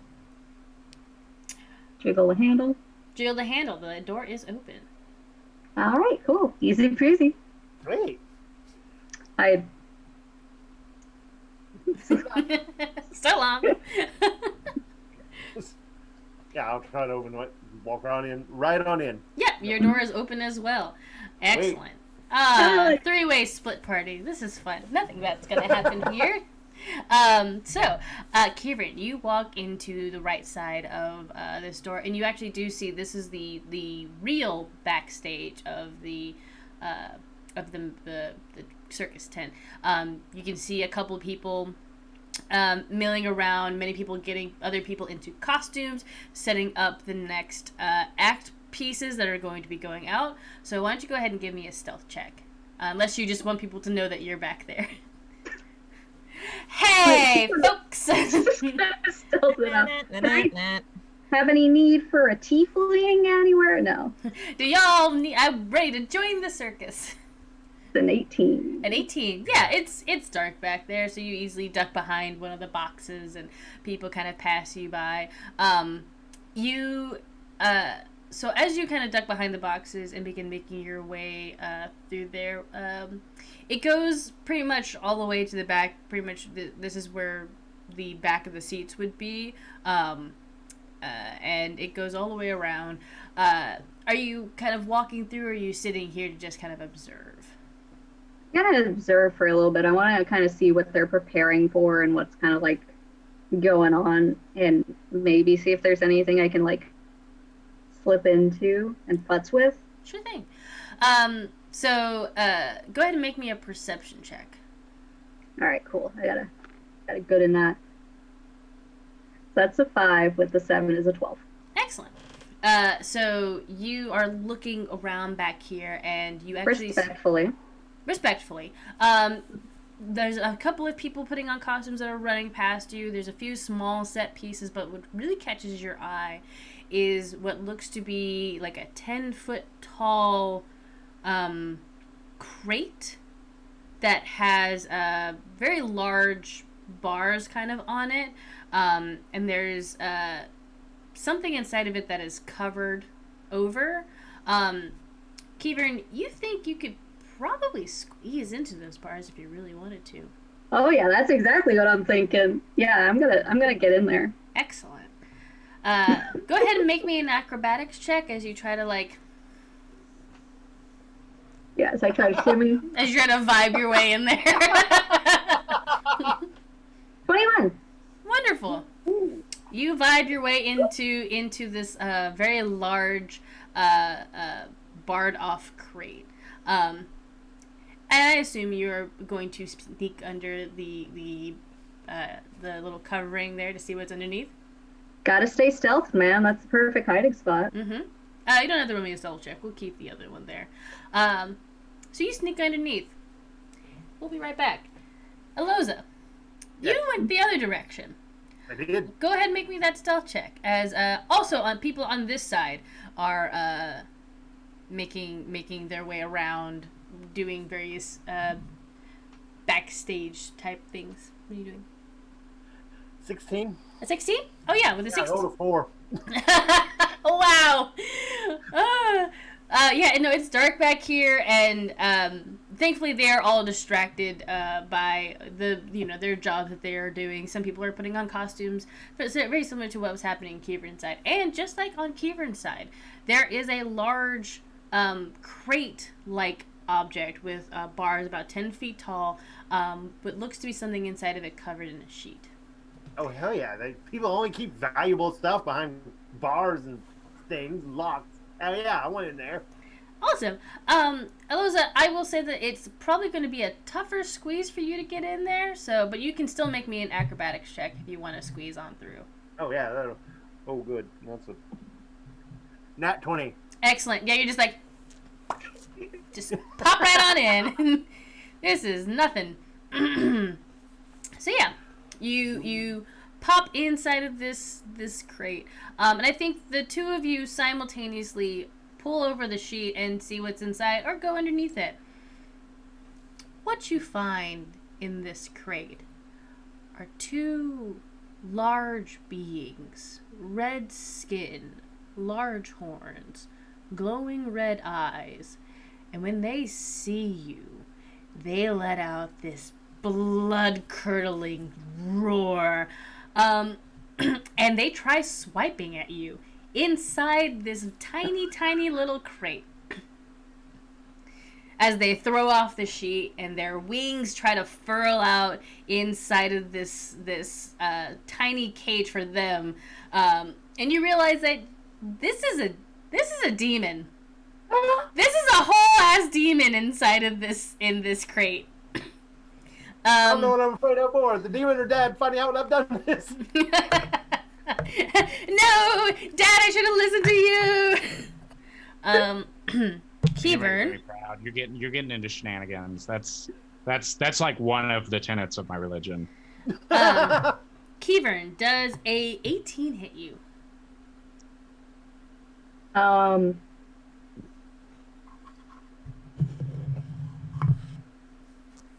Yeah.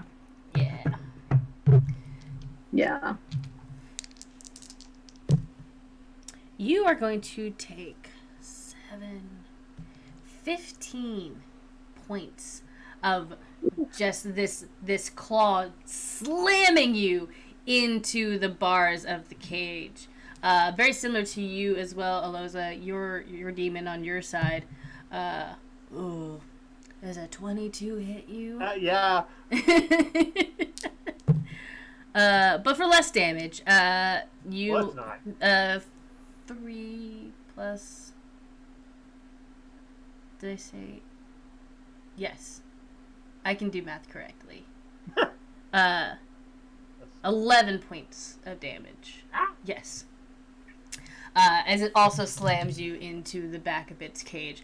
And as the roar and the slamming happens, people turn and see what's going on, and they immediately try to get you out of the cage. Like, what? Get them out of there! Get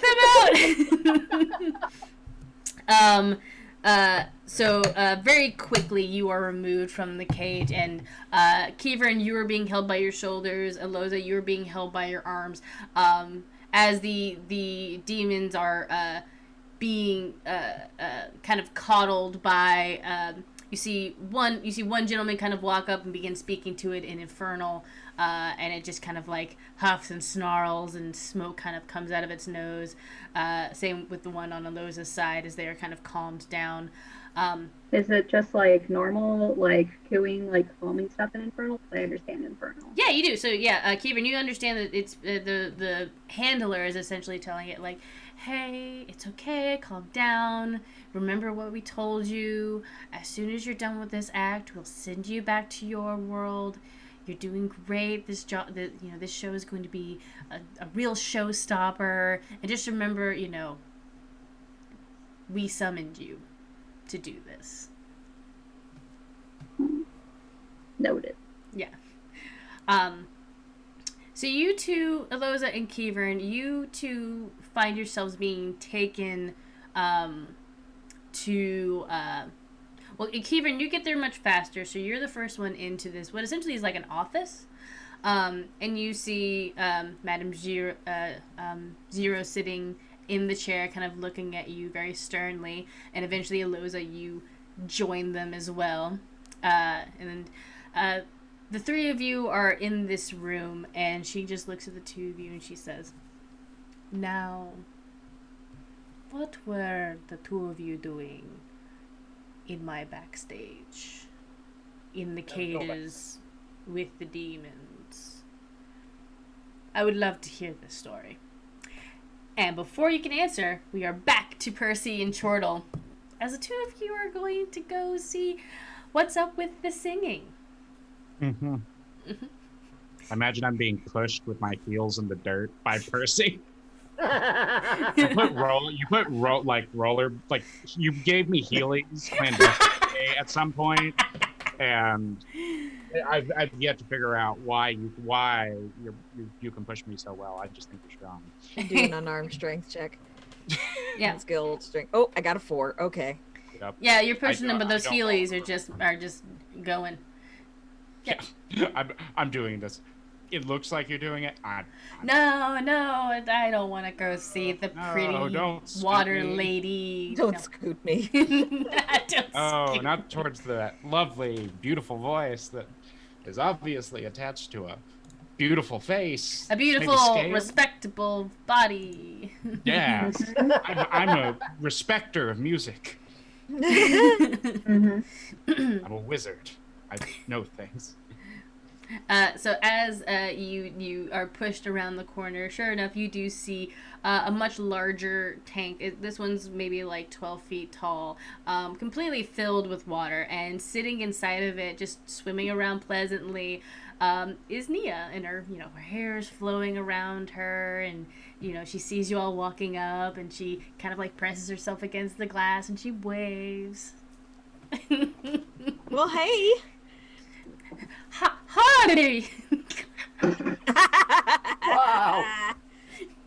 What are we doing here again, Percy? We're saying hello respectfully and politely. Hello, respectfully and politely. I'm Percy. This is my dad, Chortle. Hi, I'm Dad Chortle. Hi, Percy. Hi, Dad Chortle. I love you, Nikki. I'm so glad you guys are enjoying this. Hello. Toss a coin to your DM. Yeah, seriously. Yeah, she definitely like kind of makes coy eyes at you, Chortle. She's just like, I hope you enjoyed my show. Mm-hmm. Can I sound seductive doing this voice? I certainly hope so. I hope it's working. seductive and hilarious. Yeah. Just what Listen, Chortle needs. it's cast silence on Chortle, so you know. Hilarious. And you know what? She just says, "Are you sticking around for the second act, or are you gonna hang out here with me?" Oh, you not performing second half? I already did my performance in the first half. Just gonna keep doing it at this point. I've committed to the bit. Out of nowhere, it's like Chortle bangs on his arm where it'd be like, why would they do that? You're the best one out there. Wettest of them all. You should, it should be your show. I'm sorry. I'm really, excuse me. I'm just gonna. He really loves relax music. here. Yeah, he pops it back again. God, Pops. Watch it. He blows his back out again. Oh no, I requested to only be in the first act. The second act is well, it's a little rougher than I like it. What do you mean? Oh. That's very ominous. You guys don't know what's going on in the second act. Is it like bear baiting and stuff? I hate that stuff. Maybe we should just stay back No, here. nothing like that. Is it funny? She's just like holds up her hand and she swims to the top of the tank. There's a little ladder. She climbs down it. She's like, sorry, sometimes it's hard to talk underwater. Sometimes it's hard to talk on. I think he needs a drink of water. Well, I've got a tank here if he wants to take a dip. Though you might need to lose the metal shoes. He's gonna rust if he gets in there. But you know, you don't have to see the second act if you don't want to. Some people like to stay in the menagerie and see the acts that aren't going to be performing in the second act if you like. Hey, your Goliath friend over there. Oh, yes, Bo. Yeah, what about him? Bo. His name's Bo. His full name is Longbow, but we just call him Bo. Longbow. Oh, that's cute. What happened to Short Bow? do we just look over and there's a tiny. Oh my! He cries. Weeps. You're not sure if it's pain, happiness. I can assure you. He's just like, God damn. Oh, God. Which brings me to his point. It's like his love and awkwardness has pushed him to remember his fatherly duties, and he's just like, well, I can't rightly stay back here if I don't know where my kids are. Maybe we should go find them there, Percy, and see if what they want to do. Yeah. Sorry, Percy, go ahead. No, I was just gonna say, oh, are you sure? Nia slides a little closer to Jordan. She's like, I think one of the greatest traits of a father is learning when to let the kids leave the nest.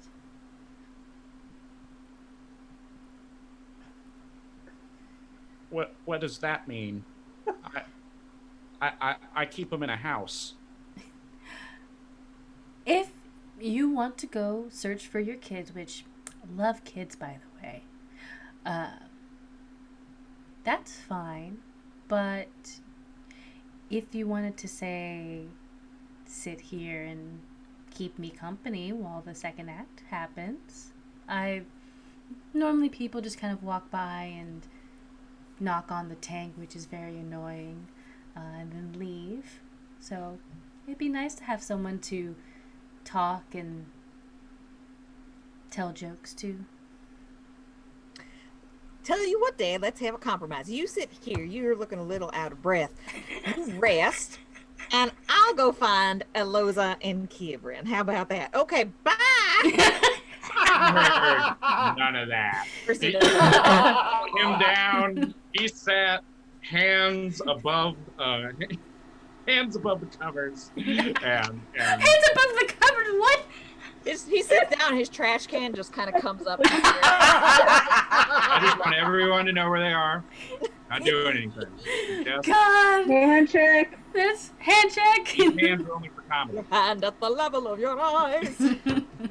That's He like glances over to her, and just like with the strongest mixture of fear and desire and purity. I'm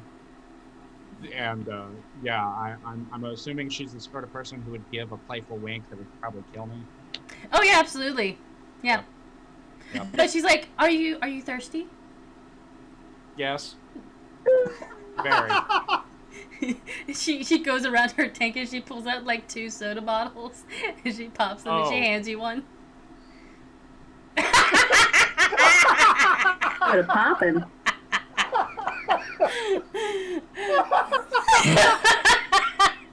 Oh boy. What? Man, Fiasco apparently has comedic timing, because, man, that was funny. Is that Fiasco or is that a different cat? Oh, yeah, that's Fiasco. She does have comedic timing. Yeah. She once stole an entire improv set from me just by sitting in a chair, and she had a powerful ability to be the missing child that the whole set was about. She would just appear and disappear, and now she makes fun of me. Is this one of those cats from earlier that's now just like haunting me? Pretty much. Yeah.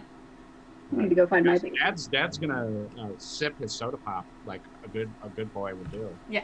Mhm. And she's just fluttering her eyes, just like, this is so nice. No one really comes and sits and talks to me and enjoys a drink with me. So Dad Chortle, is that your full name or is that a chosen name? Gibbon? Given. I was just Chortle once. I've been Dad. Some people call me Trash Dad. Oh wait, tonight I'm the great wizard Trashmodius. Sorry, wizard hat. All Hallows Eve. Do you have a longer name? Normal conversation.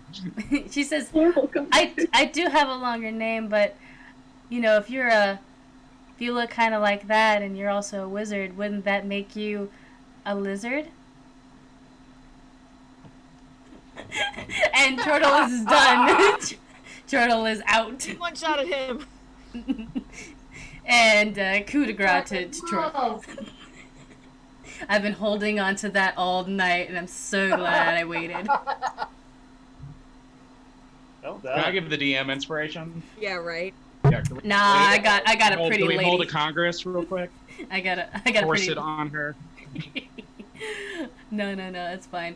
But yeah, so she does that killer one-liner to you, Chortle, and you find yourself just paralyzed with how do you make this woman yours? And we turn to Percy. Percy, you are making your way through the menagerie. You can see that people are beginning to make their way back into the main tent. You don't see. I mean, you see Bo. He's telling people, "I'm sorry, I'm all done. You must go watch the second act. It's going to be a riot." And he's leading them out through the main door. You don't see Kivrin or Aloza.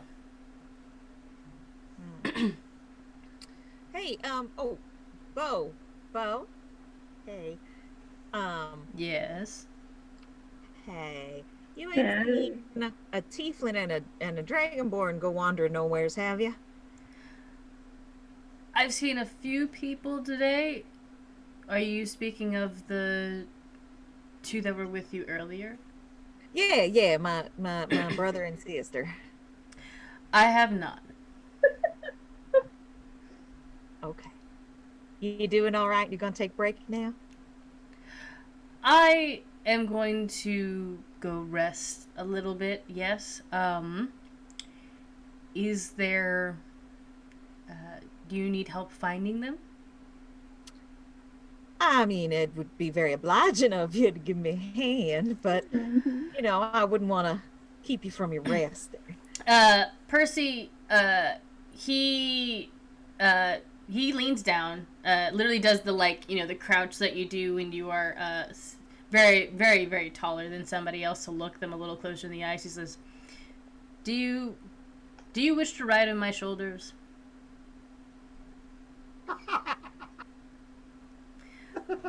So he picks you up and puts you on his shoulders, and now you have a bird's eye view of of the menagerie, and you can actually now see above the. You're so far up that you can now see where all the attractions of the menagerie are, because there's a gap between the ceiling of the tent and the wood that kind of makes the actual maze. And he leads you through the tunnel, and he says, "Do you know if they've already gone back into the main tent, or they wouldn't have gone backstage, would they?"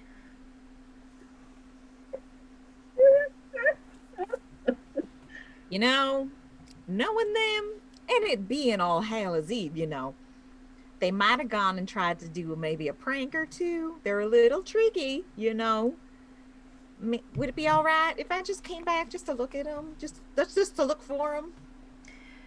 I've got about 15 minutes before I need to take my break, so yes, we can go check in the back areas. Excellent. And he leads you to the backstage area. So they go. He goes into the room on the right. And Percy, you can now see everybody's getting ready for the next show. They're setting up these large cages on wheels to begin rolling them out, and you can see inside of them, inside of this one cage, is a large demon, sitting in the middle of that cage. And Bo does not seem at all fazed by this. Well, maybe not fazed. He looks like he knows, he sees it. He's obviously not surprised by it. He's definitely yeah, that is there. But other than that, doesn't really make any note of it, as he kind of he kind of walks around it as he's looking around, keep an eye for your sister and brother wherever they might be. Yeah, hey, Bo, are those what I think they are? What? Them demons?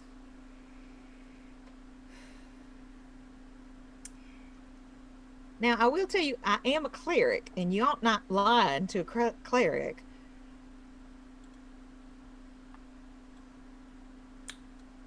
It is. Now, what would they be doing back here, exactly? They're the second act. They're the second act. Well, what are they going to do with them? They're going to perform a spectacular, fiery showcase in the middle of the tent. And as long as the handlers are around and everybody keeps their hands and feet where they are meant to be, it'll be a spectacular end to the show, and nobody will get hurt. They're not going to be asking for any volunteers from the audience, are they? No. Okay. No. I don't know. I feel like I should be more concerned about that than I am, but maybe let's just focus on finding my family. I mean, what would you even do? You are but one small cleric. I mean, speak to somebody very strongly. Do you wish to speak to Madame Giros about this?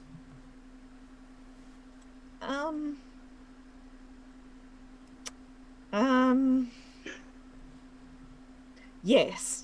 You know what? Yes. Speak to the manager. Let me speak to I the want to manager. speak to your manager, sir. You are disappointing your dad so hard. Aw. But, he's proud of you nonetheless. Okay. So Bo kind of nods, and he says, "All right, you can plead your case with Madame Giros, but this is her show and she runs everything here, so good luck.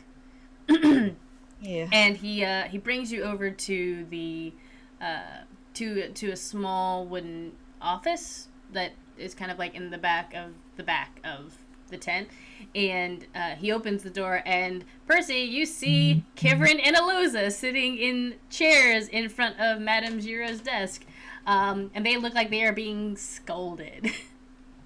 Kivrin and Aloza, Madame Giro's had just asked you what you guys were doing backstage when the door opened, and you see Percy. Well, at first you see the torso of a Goliath man, and then he bends down, and you see Percy on his shoulder. Well, found him. I see. Hey, how's it going? They catch you too. He sets you down, Percy, and he says, well, good luck with the talks. And he closes the door, and just as he closes the door, Percy, are you watching him leave, Percy? Hate to see him go, but love to watch him leave. Got that ass. I am. Its ass is stone cold.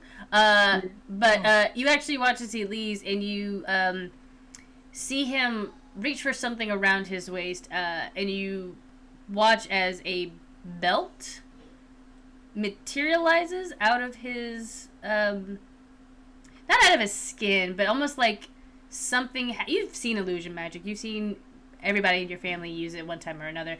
It's almost like he pulls it out of thin air from his body, and just for the briefest moments, you watch as his body shift and shrink just a little bit before the door closes. I reckon he's not quite as big as he likes to seem. Disappointing. Anyway, hey you two. What have you been doing? I've been looking all over for you. Oh, just checking out the menagerie. Yeah. Yeah. We Exhibit. found an extra wing or two. Mm-hmm. Very interactive exhibits. I don't think they were supposed to be interactive, but we did it.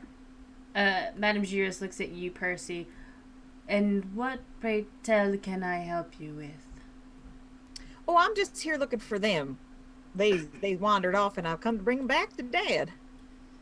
He's with the wet lady. Is he getting more buttons? I think so. Well, maybe. He's probably trying. I don't know how well he I succeeds. feel like she's trying to get in the buttons more than he is. Charles is out cold. That sounds like that. That sounds like Dad. Well, you found us. I guess we're good to go. It was nice seeing you. You have a lovely exhibit. Sit down. Yep. Everything okay here? You'll have to pardon me, but these two that you came searching for were disrupting individuals a part of my show. They were trespassing. And we don't take very kindly to trespassers here. Now, I will say this. They are very fond of pranks, and it is All Hallows Eve. So maybe we just say it was an accident and we just move on. It's hardly an accident when they are caught inside the cages of Biel and Zub. Aw, which one was the one I was in with? You were in Biel's cage. Now, Who was I in? Zub's. That means we were subs. now, I understand it was probably an inconvenience to you, ma'am, but it was just a little accident. Young lady and sir, were you injured in the cages that you snuck into? Yeah. Yeah. Was it painful? Did it hurt? A lot. Well, we have someone here that can heal that for you. Hold on. Okay, good. Cool dinosaur. Cool mask. Cool mask. Caleb's Which out. has Cuteness. Hey, Oliver, can you say night-night? Don't say it in my shirt. Say it to them. No. Say it to them. Say night-night. Night. Say good luck fighting the demons. Going to find a demon. And Like a lot better can when he's you not there. pick one of these people, not mommy though?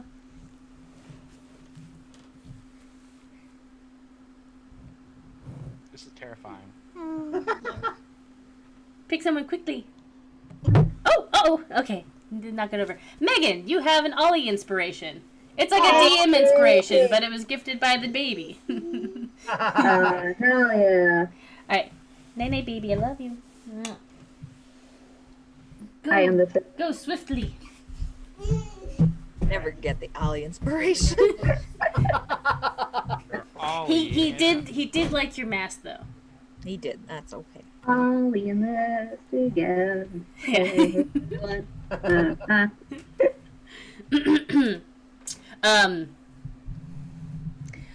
But you were injured while inside of those cages that you should not have been in. If you had received more serious injuries or had even been killed, that would have looked very poorly on our show, don't you believe? Got a point. You guys need help? I can help. I mean, I think I could have taken it. I mean, this could be going a lot worse for us. I love them. Yeah, no, we could have totally taken a demon. Yeah. Fine. I'm not asking questions. You don't seem to be asking questions. We're all keeping it on the down low. I won't tell anyone. Nope. I mean, people are going to know about the demons anyway. They're just going to come on out. So, like, Oh no, yes, they Yeah. are. They are a part of the final act. yeah, what's that about anyway? I mean, you've seen the fantastical creatures that we keep back here. You took a look in the menagerie. You even said your father was speaking to the wet lady. We have a proclivity to find and showcase beings and creatures of varying sizes from various planes to the masses. And we try to do so in a very safe and, well, as safe as we can manner.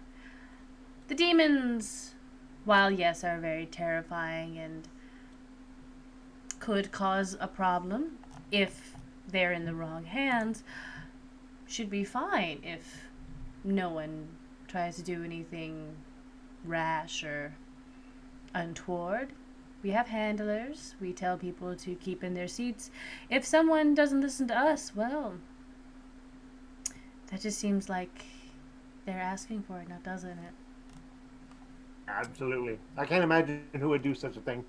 Yeah. Who would mess with the show like that? Hi. Yeah. You would listen? Wouldn't be me. Yep. Me either. How about you, Percy? no, I wouldn't do nothing like Oh, that. no. Percy's the troublemaker here. Yeah, you gotta watch Yeah. out for her. Yeah. Hey, I came looking for y'all. Looking for We trouble. got everything on our hands, and yeah. Found us we're along the fine. way. So So maybe I'll just leave you here and go back and find Bo again. Oh, if we'd like to.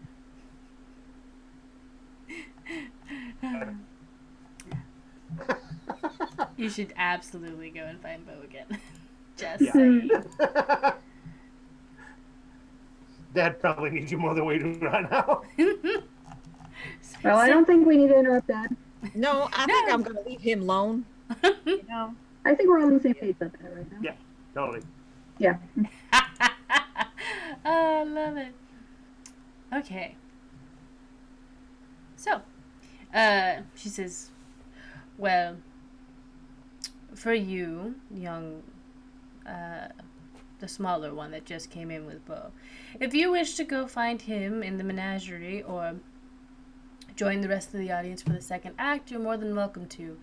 These two, on the other hand, for trespassing, I will require some service from them. Oh, you gonna make them wash dishes? Ah, No, I want to perform.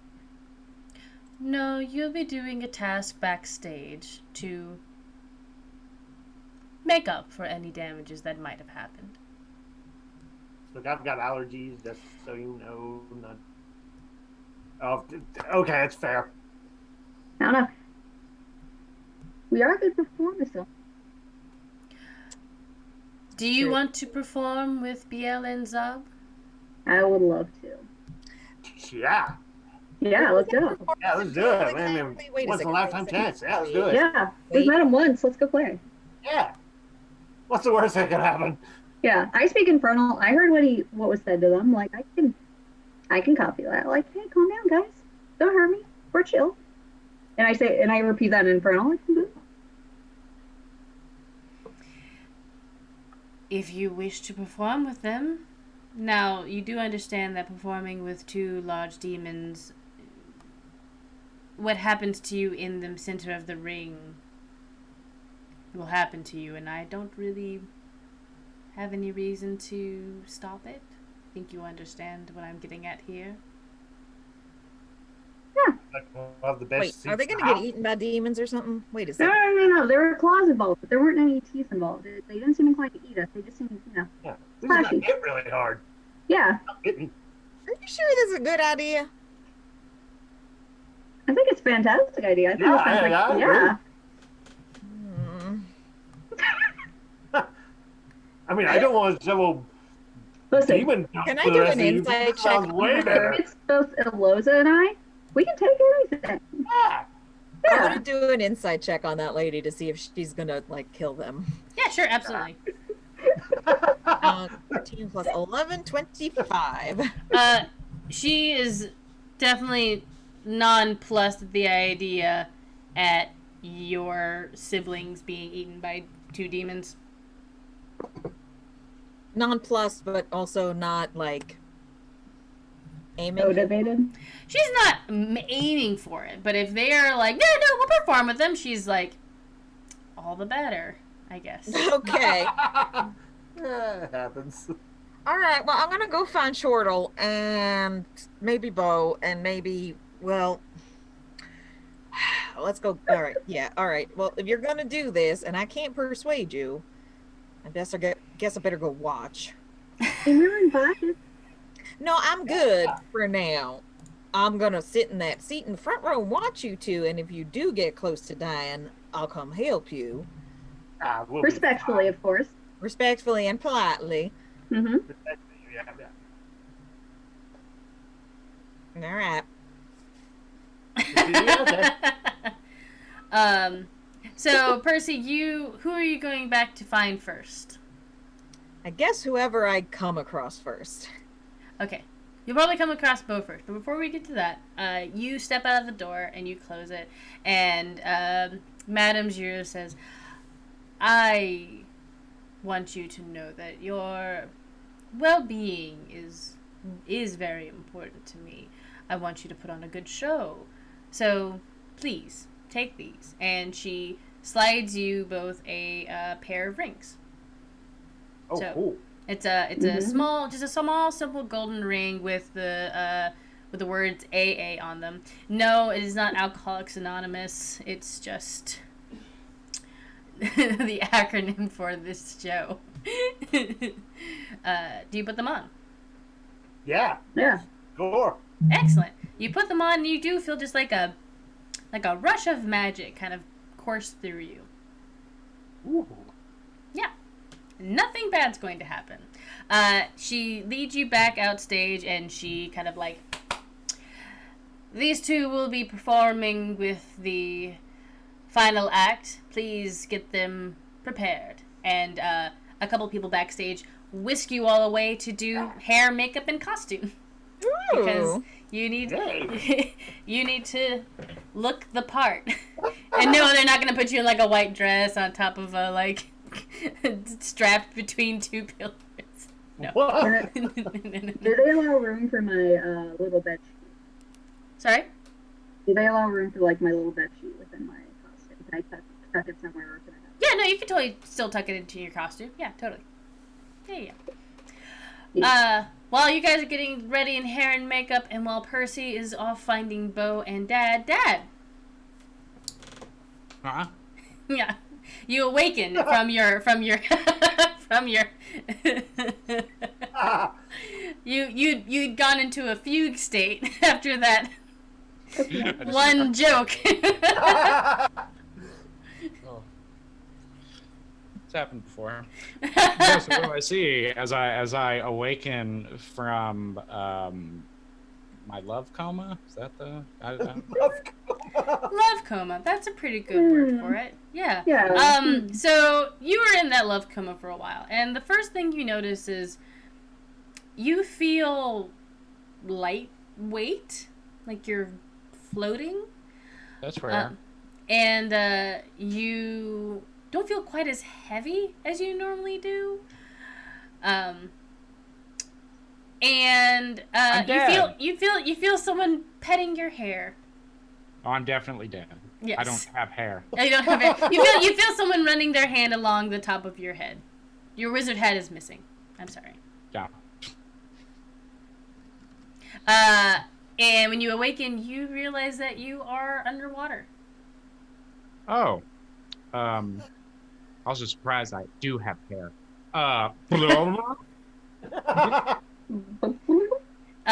You realize that you are, when you open your eyes and you kind of like take in your surroundings, the first thing you notice is you can see through some glass where the menagerie kind of like hallway is, sort of thing. And you are floating, and there's one scaled lady arm around you, and some humming behind you, as you kind of come to realize that Nia is holding you and just floating in the water, petting your scaly head. All of your equipment is on the bottom of the tank. Your armor, your trash can, all of the buttons. Some of the nuggets have begun to float to the top of the tank. Nuggies, no! Nuggies, no! Nuggies, no! Well then, I picked a good day to wear my speed suit. Yes, you are wearing something underneath the trash So it's like can. a leotard. Yeah. But it's the only thing that you can equally attach everything to. Very aquatic in retrospect. Yes. And she's just like, I'm just so glad you're here, and you'll stay here with me and help me do my act. And who doesn't like to see two scaling people, in the water? What? Mm-hmm. What? Oh goodness, you need more drink. And she hands you the soda that she had given you earlier. She says you should drink some more. He has a real moment of like a prop comedy, just being like, "How do I drink underwater?" And I assume she just like pours it in my. And as you were drinking this, you realize that it's becoming easier and easier to speak underwater, and also to breathe underwater. Wow. Maybe the fish have it figured out. You just need to drink the water. That's how you. Is that what? Oh my. You're right there. You're touching my head. You just fed me soda of water breathing. Oh boy. Oh boy. Oh, that wasn't soda of water breathing. Is that a potion or something? No, that soda's. I don't know. That's something that I make myself. Like it's your wetness? Oh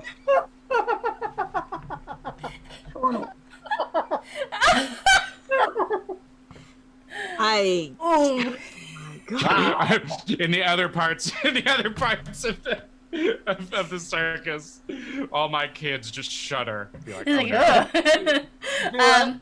He says, I mean, 1 part wetness, 1 part solid, all parts me. And soon it'll be Yes, ma'am. you. Yeah, Chortle, you as you kind of keep drinking the drink and kind of looking at her and kind of looking at yourself, you start to see your dragony clawed hands. The green is really starting to come in now, like, but not like rust-colored old green, more like a new, fresher green. No, I'm and getting like, young. and the beginnings of like webbing are beginning to come into your hands. Is this a normal part of that? Yep. And then you'll grow a fin, and then you'll have gills, permanent ones. What? I'm sorry. What? Why again? Because you're gonna stay here with me forever.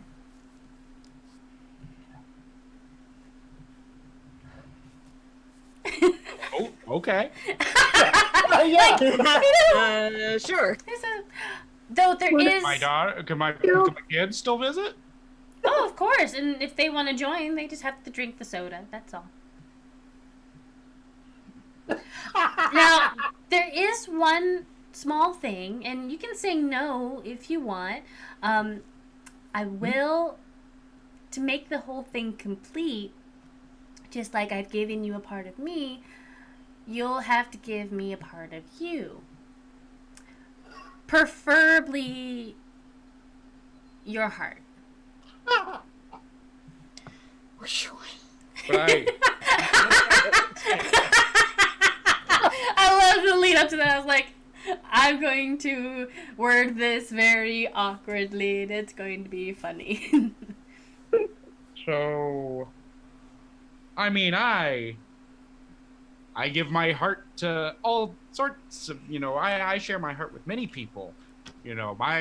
I like to think that my love is endless. It's how I have so many kids. I ain't breeding them. Mm-hmm. What? I'm just loving them. It's all bad. All that. He is off his game. Yes. And she's like, and that's so sweet of you. But I don't mean like your love. That's nice, I guess. But I mean your actual physical beating heart. What do you need that for? Oh, I need to consume it. Well, I don't know how it is under the sea, but up on the land where I came from, and he like taps the glass where you can see the indent of where he just collapsed on the ground and left an impact. Yeah. He says, we need those to be alive. Yeah. I know, it's great, but you won't need it after you become a part of me. And you'll be my loving, loyal servant forever and ever. Oh.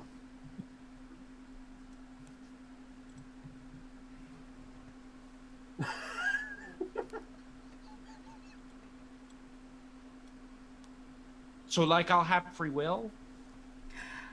As free of a will as I allow.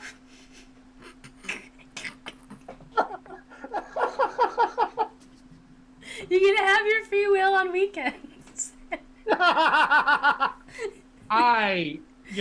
Before we do that, and he like claps now like fully webbed fingers together. I think I need to consult with, my kids. They're, they have as big of a say in, who their mama would be, as I do. I couldn't do anything without their support. Mind if I go just get them, have a little chat? And she you try to go up, and she grabs her arm. She's like, Are you saying you don't want to give me your heart?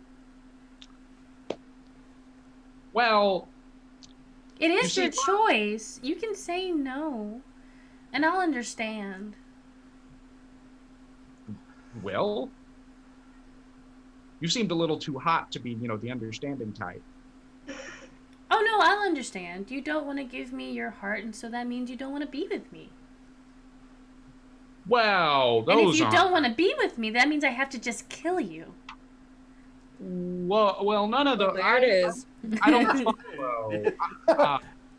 And she pulls you down a little bit, and then she like wraps her arms around you, and she says, "If you don't want to give me your heart," and you watches her like heart-shaped face, beautiful, dark skin and blue eyes turn into complete golden irises, this very pale skin, and these large jagged teeth. She says, "I could just kill you here." I think I really need to talk to my kids.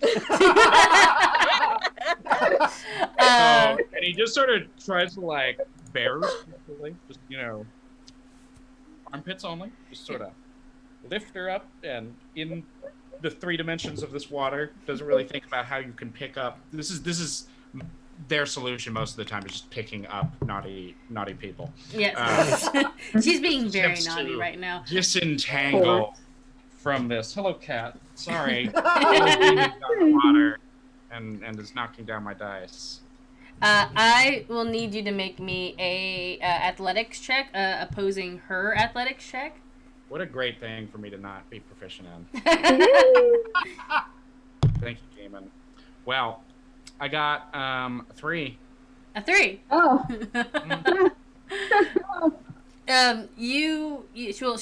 She rolled a 13. Excuse me, sorry. So you go to put your arms under her, but you're also used to like gravity and how you put your weight on things to maneuver them out of the way, and you try to do that as both respectfully as you can, but also with an urgency, and she is not budging. And she actually, very, very strong, pushes you up against the side of her tank, and she just says, "And I thought you were the one." Oh, well. And she's going to bite you. Oh, well, wow, it's been a little while since this has happened. Now, I'm unarmored. A little out of practice. Dead, right? yeah, you are unarmored. That's fantastic. That's absolutely fantastic. Does a 16 hit you? Yeah, my AC's 9. In water, your AC is 9. No. Without armor, my AC is 9. Yes. That is the what I water meant. probably doesn't help. Okay. It's just a little nibble and a little bite. So you're only gonna take 5 points damage. I rolled max on a D4. She clamps down on your shoulder. Her razor sharp teeth dig in there, and a pretty hefty chunk of chortle comes out there. My kids are gonna ask questions if I come back with a hickey. And you watch as she pulls back, and like you watch the blood begin to like kind of pool in the water. And she swallows. Oh, And she almost looks healthier. She begins to she's just like, your heart would have tasted so much better, but this will do. Turtle, you get a hit on her as well if you'd like. You are currently grappled, but you can still. That's interesting. You Yeah. can still do things. Looking here. So I have a magical boomerang. Yes, you do.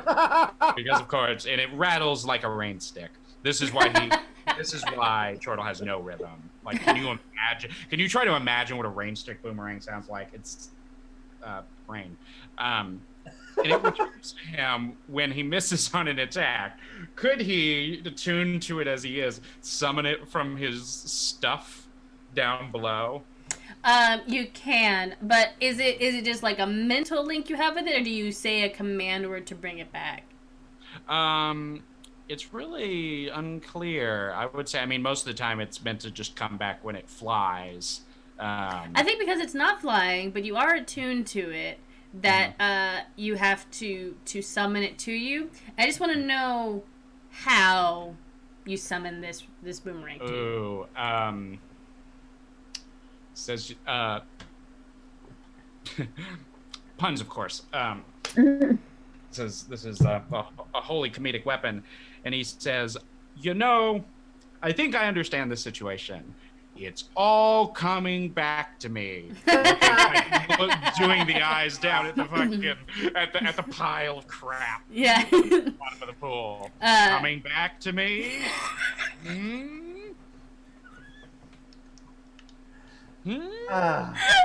There was a whole cartoon Any channel. day now. This was their slogan. You do the bit where you just try to explain the joke, and finally the boomerang zips up into your hand. And I promptly want to, I guess, just attack her head, or Bonk. attack her head or hands, whatever I think can. Horny peel her. bonk, horny bonk. Go to horny jail. Horny bunk. Go to horny jail. Yeah. I think we both need to dry out.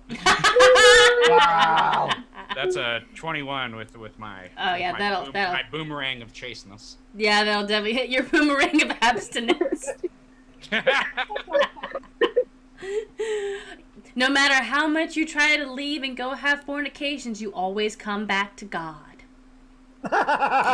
Always forgiven. That is 8 damage. I'm going to. Oh yeah, and the boomerang is in the shape of a big smile, holy Yeah. symbol of the big joke. Yeah. Gonna do some divine smiting, I think. Oh yeah, divine smite the fuck out of her. Would wanna ensnaring striker? I think no. Alrighty, so that's gonna do some extra. So it's 9 regular damage, and then I'm gonna go ahead and spend a second little spell slot. And Woo! it's 3d8. Oh no, there it is. Okay, 8, 11. So 11 plus 9, 20 total. 11 of that is divine. She's not a demon or anything. is No, she? she's not fiendish. I mean, she's definitely bad. Very naughty. Oh yeah, no, but- she's like, the succubi Very nerdy. of like a philosophical sort. Yes. So you do 20 points of damage to her. You bonk her swiftly on the head, and she lets out a screech as she grabs her head, and she actually is then going to dive away from you because that really hurt. And she lets you go, essentially. Well, I guess now I need to decide if I want to go get my shit or not. That's or if I'm just going to be the sleekest any of my kids have ever seen me. I don't think I can haul that stuff out. I'm gonna have to break this before I get that stuff out of there. So. Or are you gonna break the tank? I mean, I'd have to get it out of there. I'm trying to. Would my boomerang be strong enough with enough hits?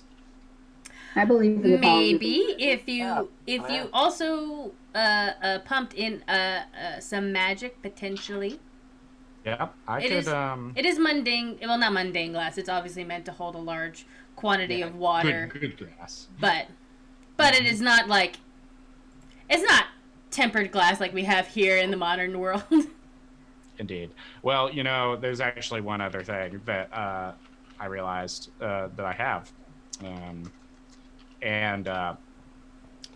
Oh boy, I'm about to discover something. Chortle's not smart enough to figure this out. So in a poof of bubbles, he splashes out of the outside of the tank using Misty Step. I really liked the idea of the bubbles like shooting out from underneath his sweatsuit like a Yes. fart. Like Do I just rock it out? yeah. Mhm. I was holding that in. You can't fart around a lady. That's I mean, I think she's a murder fish. still a lady. Oh, okay. Just a murder fish lady. So as he lands, he says, "This conversation isn't over. I just need to go talk to my kids. I just need to go. Yeah, I need to see what the kids are up to. So I'll be right back." And he's just like standing, like just sleek as the day he crawled out of an egg. I imagine Trash Dad looked very like Oh my God, he it's looked he was Trash Dad. barrel chested and everything because of the trash can. Mm-hmm. So you guys didn't really know how But Dad- how lean he was, but now with the suit kind of holding everything in, he real sleek. He Okay, I have two thoughts. One, Yeah. that unitard, definitely a trash bag that's been tied real tight. One of those big construction trash bags. That's the first thing. Second Big fat thing, dad trash sack. now I am the one that's wet. now you are the one that is wet. But that leads me to a third question. Can I breathe? Oh yeah, you can still breathe. He's like, oh, good. While laughter sounds a lot better out here in the air, he says to nobody in particular. Yeah, no, I'm not that mean to take away your ability to breathe air as well. I mean, that'd be I take that challenge. But I'm a master. Just gotta like, okay, I I've been gotta. playing the guy who's been making a fool of himself, and strongly considering the mermaid cannibalism. Still, like Still is, yes. you get to live, and you get this hot fish lady, and you do get some free will. And the kids get to Holy still come. I'm not losing the kids and the No. divorce from my own life. Nah. So yeah, he's going to go waddle off to find his kids. Waddling. But only boomerang and wetsuit. Trash Twist man. bag. Yeah. And a glowing She smile. took everything from me except for the wetsuit and the boomerang. And the love for my children. Putting this in my items. Character sheet. So Chortle, I think you are turning a corner just as Percy is. Percy, you couldn't find Bo. You were kind of like on a path. You were like, I'm gonna go this way, and if I happen to run into Bo or Dad first, that's who I'll run into. Unfortunately, yeah, you run into your dad, and it takes you a second to realize it's your dad because you don't see the shiny metal trash can. Oh my God! Wait a second. What is your typical clothing like? Percy's? Yeah. I mean, overalls. That's hilarious. Because I'm imagining a gift to the Magi, like you're dressed as me and I'm accidentally dressed as you. And the idea of this wetsuit being overalls, technically, because of the little plastic bag, like the plastic ties come over my shoulders, is so tempting. Right there. And if y'all will allow me to steer into that skid, he just says, well, this is comedic. Yeah, no, because I'm imagining this tiny Percy running around with boxes and the tiny trash can, and then Jordan running around. Oh, this is funny. Oh, I love it. In a wetsuit overall trash bag onesie. Yeah. So Percy, this is what you and Chortle meet each other on. Where are the others?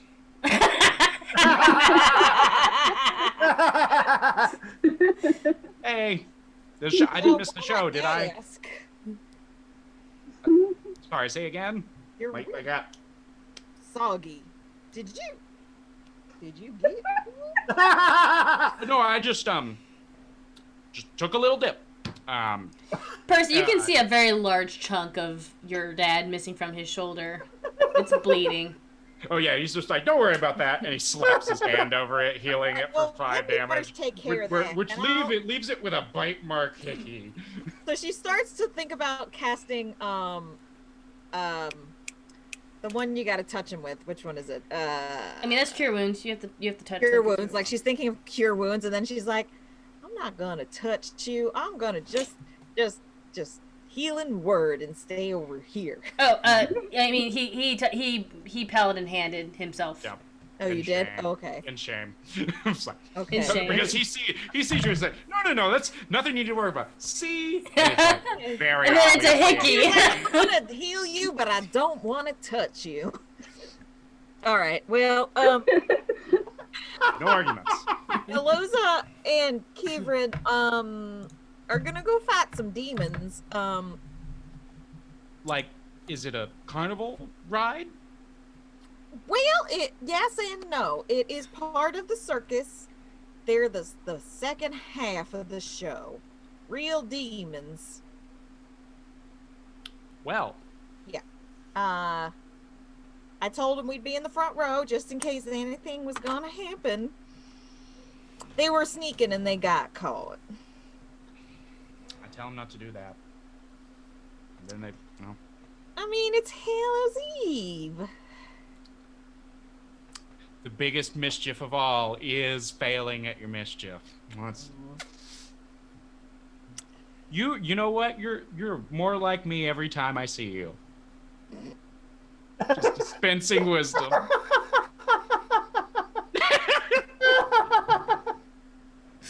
Ooh, can't write this in a book. Well, maybe we should go Your find our penis. seats. Where's your I thought you said, "Where's your Her. penis?"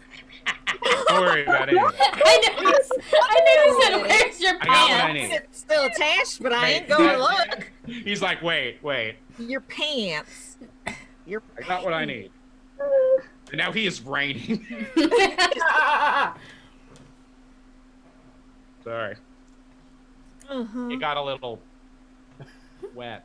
Yeah, can I don't know if that's Lead the way. Don't worry about all that. Dad's handling it. He just support the show. Support okay. the performance. I am going to. All right, question. May I cast message to either Kivrin or Elosa, even if I don't know where they are exactly? I know As long they're, as like, you're within 60 feet of the person and you know them, you can cast it. As long as you're within range. But yeah, you can totally Okay. do that. Yeah. Okay. I'm gonna whisper to Kivrin. I found Dad. Hope you're not dead yet. Be there soon. Don't worry, not yet. Cool. All right. Well, they're not Working on dead yet, or at least Kivrin's not. Let's go. I don't know how you. I do not know how you all do that, but let's go. So Percy Just and slapping Chortle. of wet feet. Yeah. No, One it's last time. great. I love Oh my it. God! It's flip all over again. Sorry. No, it's fine. Every time that I play with Nikki, I end up wet and pregnant. That happens to a lot of people. Not the pregnant bit, unless if you are, I'll pay a child support for that. I don't know. I can I neither don't know what confirm happened. nor deny there is a pregnancy here. Oh, You God. did give him children. Wow. It Lots of This is- children. This is playing out like a telenovela. So I mean, you know, like at the half, be like pregnant. That's not Pregnant? brought up at You're all, gonna lay you know, eggs at just- the end of this, are you? No. Maybe. Anyway. Yeah. Roll a d4 to see which party member got pregnant. I would never do that. Oh no, it's twins. Oh no, it's twins. Not 11. 1 and 1. So Percy and Chortle, you make your way to the back to the main stage, and you find your seats as the lights turn off and the smoke, everything billows, but now it's this red brimstone color. You hear Madame Giro's voice, very echoey, almost far away. Amanda, I love it. You're amazing. Welcome to the final act. Before we're going to show you the dangers of hell incarnate. But not only will we be showing you that, we have gained an additional act for you all tonight. You will see who can win out. Those that do dastardly deeds, and those that condemn them for it. Please welcome to the main stage your final performance. And the lights go out and spotlights appear on either end of the stage. You watch as the two cages with the demon inside of it, and Chortle, you can now see them. These are some large demons. These are some big boy demons. and you watch as they get wheeled out. Aloza and Kieran, you both were placed on the two pedestals on the the platforms at the tops of the two poles, and the spotlights shine on the two of you. You both got options for your makeup and your costume. What do you look like? What do you look like right now? Kieran, what do you look like? Some sort of like fun romper situation, something I can move in but it's still cute. Yeah. And like, I don't know, if they had some really cool shoes, I'd probably grab those. And like, just whatever accessories, like not even wear them, just kind of like stash them away in my pockets, just in case, you know. Just in case. Just in case. And then of course, like, tie my hair up in a ponytail out of the way with my little bandana. Love it. Very good. And Aloza, what are you dressed in? Oh, probably more like a court jester with like black and white pinstripes. The two dangly bells with the hat, and probably just a red like clown nose right at the end of the snout for no reason. You're wearing my old costume. Yes. Love it. Turtle is constantly crying. I am Just so Hamming it up. proud. He should live in the water. He should live in the water. Oh my gosh. Okay. So, we'll do this one. Cool. So you, everyone gasps, and then they see the two of you up on the platforms.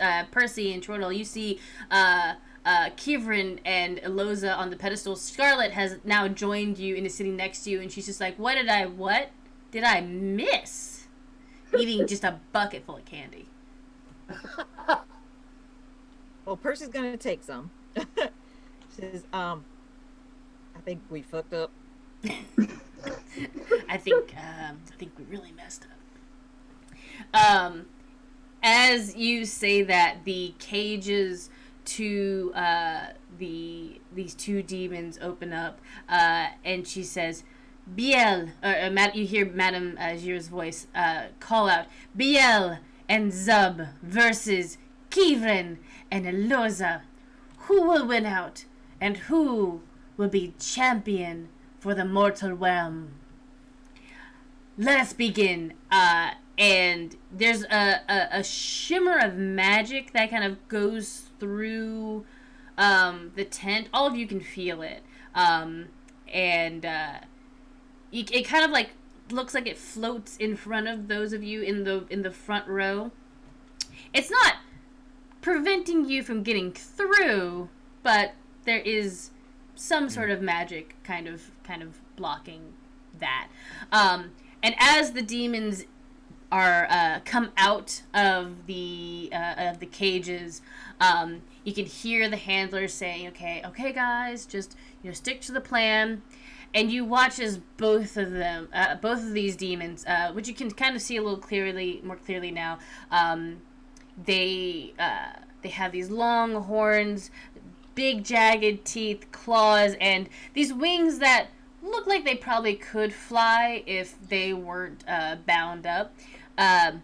Each of them just like looks at each other, looks at the crowd, give a little nod to one another, grab their handlers, and just tear into them. There are screams everywhere as they just eat the handler, and they let out a roar and begin laughing.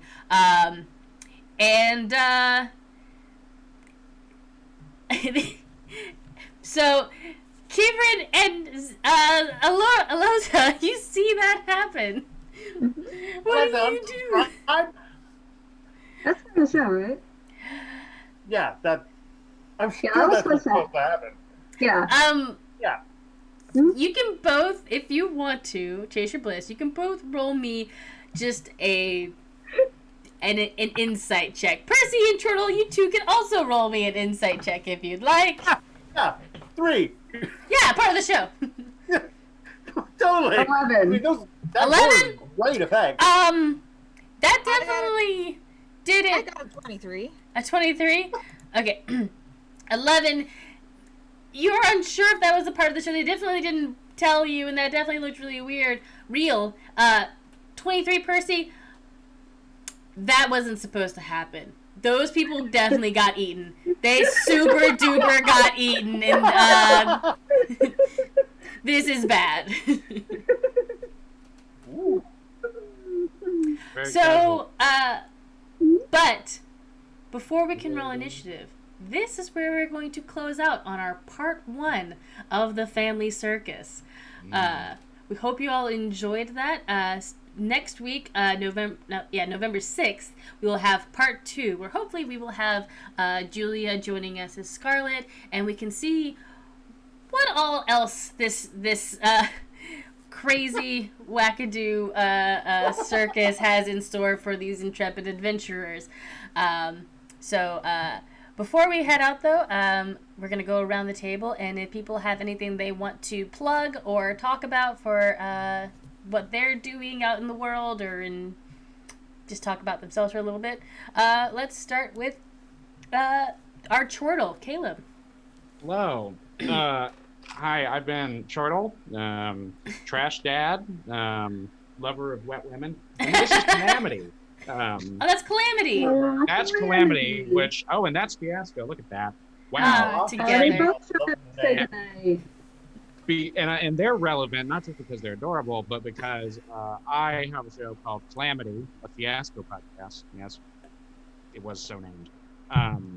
And where we play the absolutely fantastic GM-less game Fiasco every week. Usually it's going to be on a Saturday schedule. The next time we're going to play is this Thursday with some wonderful folks from around the Atlanta comedy and tabletop scene. And it's always a big time. It is just a game of what is it? Of giant ambitions, emporium, impulse control. Yeah. Big ambition for impulse control. Yeah. Yeah. But yeah, that's me. You can follow me at brandlist_user on Twitter to hear about that sort of stuff. And will continue to be around Atlanta for the foreseeable future. We'll see if I ever see outside of my house again. Well, we'll see all that.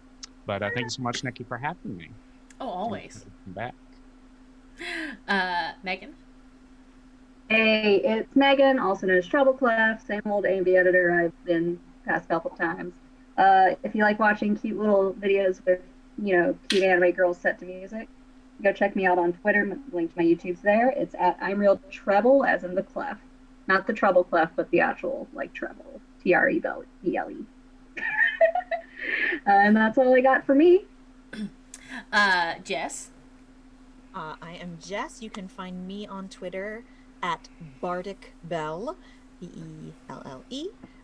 Friday nights, you can find me with Nikki and Amanda in Sladies as Hannah Slate, our Goliath cleric. She's a very big girl, and she's special. All beans. All beans. Oh, geez. Doing more voices over on Sladies. And on Saturday afternoons, I do Tea Time Tales, 2 o'clock Eastern. That is on the Chaotic Tiefling ATL Twitch channel. And I read some fun stories. Last week I did Oscar Wilde. This week, of course, is Halloween. So I'll be doing some spooky Edgar Allan Poe and things like that. So check me out. You can find it all also on my Twitter. And Amanda. Hi, I'm Amanda. You can find me at Boy Baroness. Also on Friday nights with the rest of the awesome Sladies. And also with the Prove Loot and Dagger, which hopefully we're going to be getting content out soon. Hopefully. It's the hope and the dream. Indeed. And I was your host with the most everything tonight, Nikki, your disaster by. You can find me on Twitter as the Wig DM. Also, I run Slady's ATL Twitter and the Twitch channel here. I also am Scuzzimal T Buckets, your goblin rogue, every Thursday here on Final Show Films. I run the Sladies channel, but I'm also going to be on Craftic Studios tomorrow, playing Nia, who was featured here tonight. A different Nia, but similar vibe Nia. I just reuse the same character names for everybody. Keep their heart out. She does. But you can catch her tomorrow night dealing with some shenanigans and chicanery, and it'll be a great time. And yeah, that is all of us tonight, and we will see you again next Monday, same time here on Final Show Films for the conclusion of the Family Circus. Say goodnight, everyone. We'll live, we will die. Goodbye. And